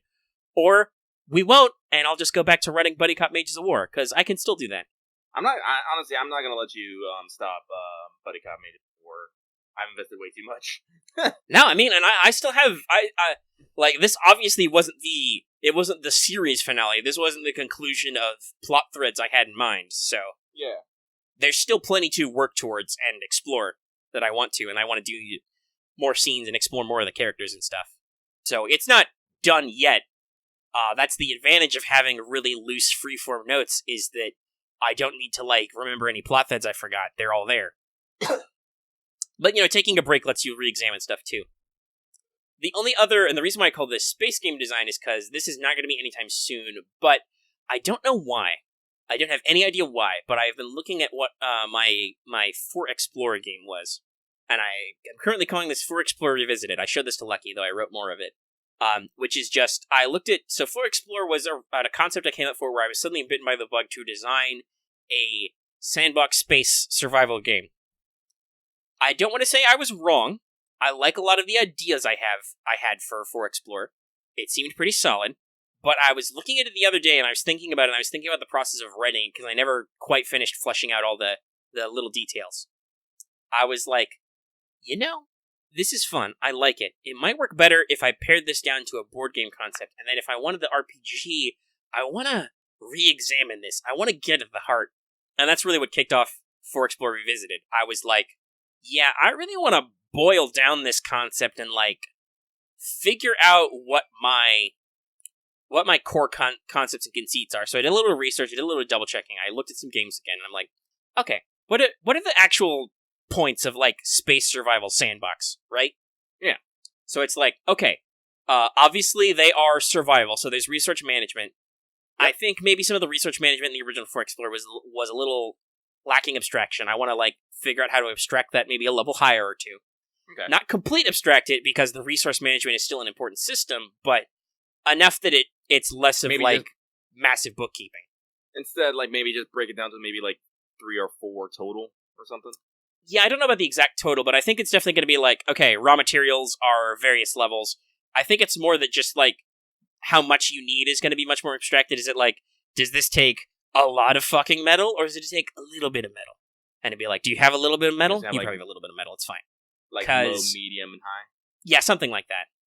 And then another thing is, you usually have some form of progression from tool to tool, or from place to place. So I wanted to really get in there and, like, make sure that progression is part of it. But there were 2 things that I felt like the original system was really lacking, that I latched onto as, no, these are really important to this feeling.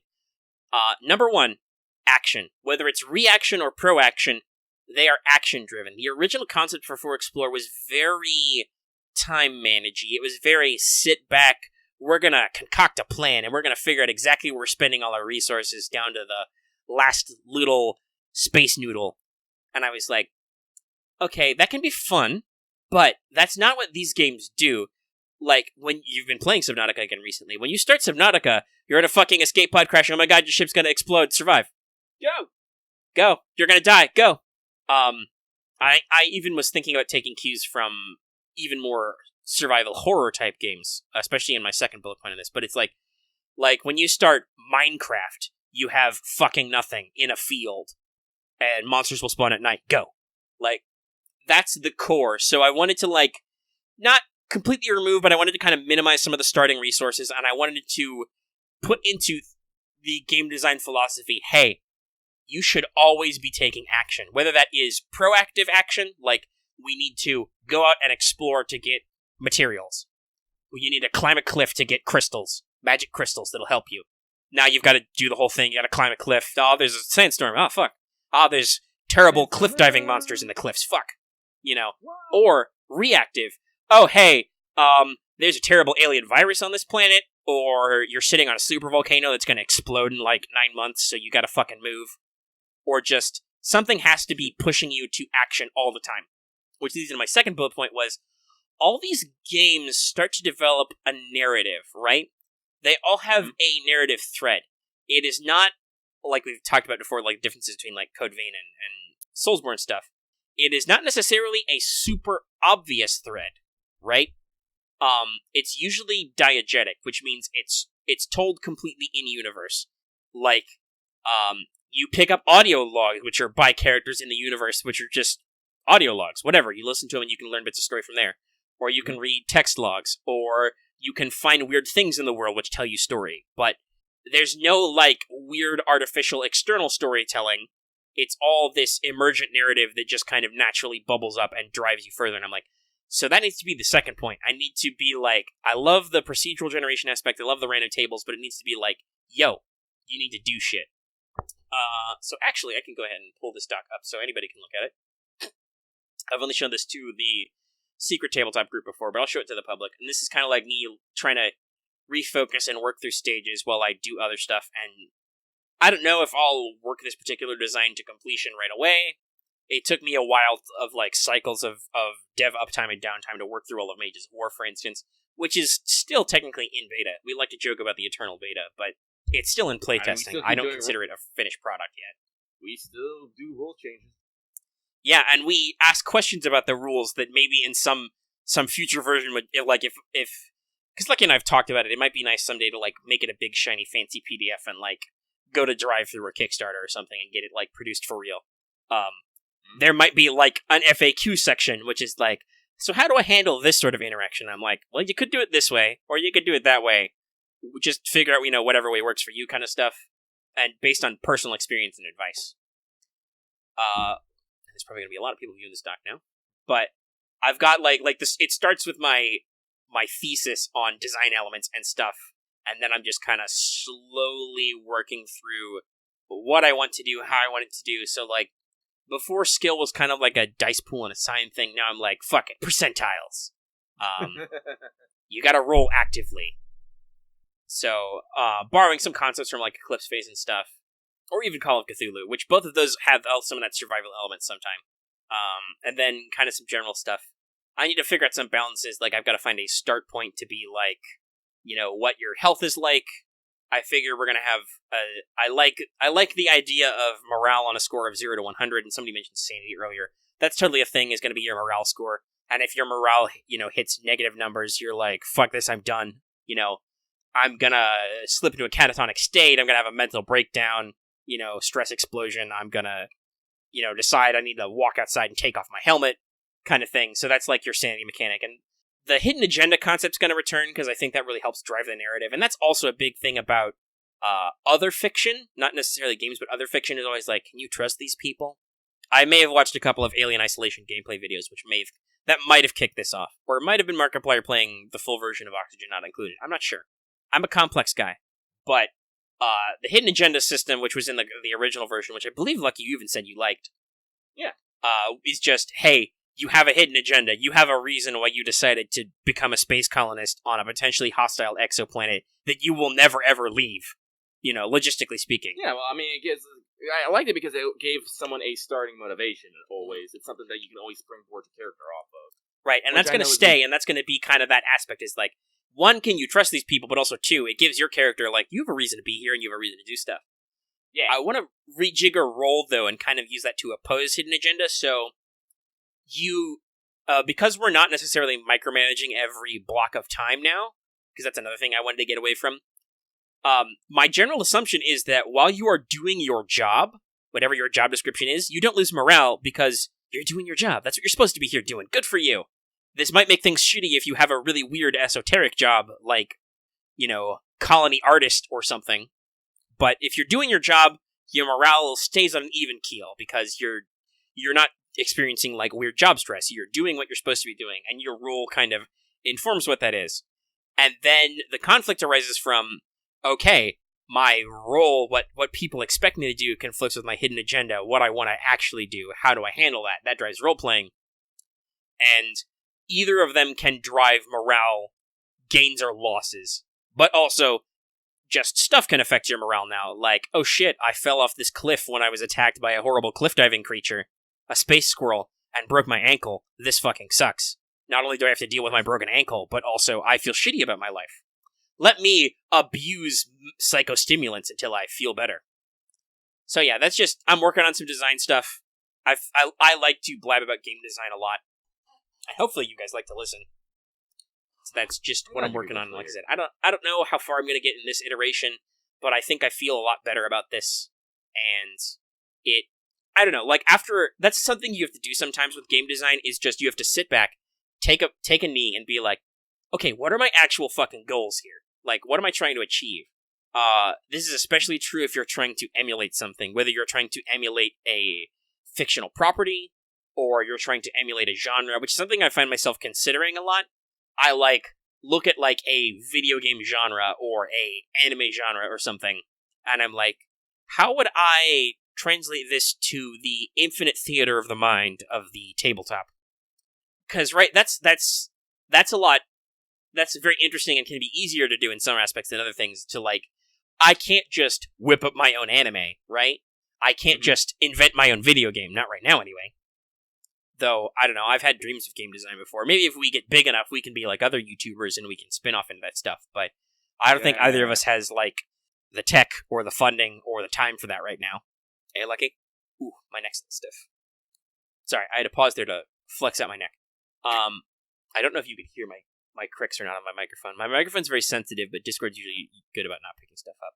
But, it can be easier to be like, can I translate this to a tabletop experience, because that's, like, really expansive, right? Yeah. Like, like I said, theater of the mind. The only limitations are your imagination. So it's really easy to think up that stuff and, like, have people interact. But it can also be complex, because you got to deal with a lot of variables, you got to deal with other people, At the I know there are some people who, like, truly solo game, but, like, usually at least, you've got at least one game master and one player. Mm-hmm. So, there's always a quote-unquote multiplayer aspect, so you got to deal with other people in there. Which is why it's good to expose your ideas to other people. Like, I learned a lot about Mages of War stuff from having you guys play it, because it was like, you guys didn't necessarily buy into conceits that I had right away, or you asked questions that I didn't catch in writing, and influenced a lot of my work on stuff. Yeah. Besides just being like, hey, what the fuck is this rule? And I'm like, this is the rule. And then we're like, this rule doesn't work. Or the also present, hey, can I do X? And I'm like, you can. I don't know what that does. Oh yeah, people are telling us, yes, we know the Tiny movie is on Crunchyroll. I have not seen it. You can just bookmark stuff in Google Docs, Lego. You can, like, star it or something. I don't... Yeah, like I said, for my game design stuff, I feel weird sometimes about promoting it too hard on the show, because I know that that's, like, a subset of our fan base. Because, boy, howdy, let me tell you, I have numbers. I know most people don't watch it. People are really excited about the Tanya movie now. I haven't seen it yet. I need to, like I said, I need to borrow Lucky's Crunchyroll login or whatever, because, goddamn, the ads. For a movie-length product, that would probably suck. Yeah. Which, like, that's another thing. You can say, like, on TV, oh, the commercial breaks are just part of it. But you're used to, with a movie-going experience, having, like, the whole thing all the way through. But we'll maybe talk about that some other time when I've actually had time to watch it. Lucky, actually, now, we're bad at memory also. Lucky, did you see it in theaters? No, I was going to, but my friend, backed out on it at the last, so I didn't go. So have you seen it yet? What is it? Man, I'm getting really stiff. Luckily, we're running out of time, so we should probably go ahead and wrap this up after this little bit. So, yeah, I blabbed about game design. Lucky, were there any other topics you wanted to hit that we can touch on or push back? If I did, I'd probably forgotten by now. See, I talked about my capture card. I talked about games I got played, Tokyo Game Show, Gotcha, Code Vein, 3 Houses. There are other things that I could think to talk about, but I don't think it's worth getting into right here at the end because we like to talk, yo. Yeah, we're at almost 3 hours now. Obviously, some of that'll come out in editing, but this is just like, was there anything you really passionately wanted me to talk about that we unfortunately skipped over? Nope. Okay then. Well, put any pins in those ideas, and we'll hit them up next week. So, yeah, I figure we'll just go ahead and wind on down. Oh, that's right. I have a fucking gift pad. Hold on, I need to. Premium, probably 48 hours. You just fucking give you those. I'm gonna retweet that. That's adorable. Apparently, Square is showing some low poly FF7 figures, the original PlayStation models, in all their blocky goodness. That is adorable. All right. Well, in that case, let's go ahead and wrap this up. Like I said, my back's getting stiff and stuff. This has been a long time since we did an exactly 3-hour show. Which obviously, editing, if you're watching this later, you might not have. But hey, if you're watching this on YouTube, go ahead and give us a like. If you have any comments, leave them in the comment section down below, because we loved your comments. What kind of anime character did you create in the Code Vein Character Creator? Go ahead and let us know. Also, consider joining our Discord. You could have listened to this episode live if you were there, and you can also engage in all kinds of other super productive commentary. With people and stuff, and it's super fun. The link is in the description. Also, if you're new here, please consider subscribing to our channel for all the latest stuff. Once again, this was to honor 2,000 subs, so hey, there's milestones in there. And even if you're already subbed, considering that bell for notifications, so you always know when we post a new video, because monsters like What's Up take a few days to get through the whole pipeline. And like it says at the front of the show, consider submitting on Patreon. For as little as $1 a month, you can get access to the audio version of our show all the time, every time, early, downloadable, all the fun stuff. And also, if you back us at the 10 and up level, you can join us live every week, if you feel like it, not just when we do special live episodes, which are still special, because you're special to us. And yeah, I think that's a wrap.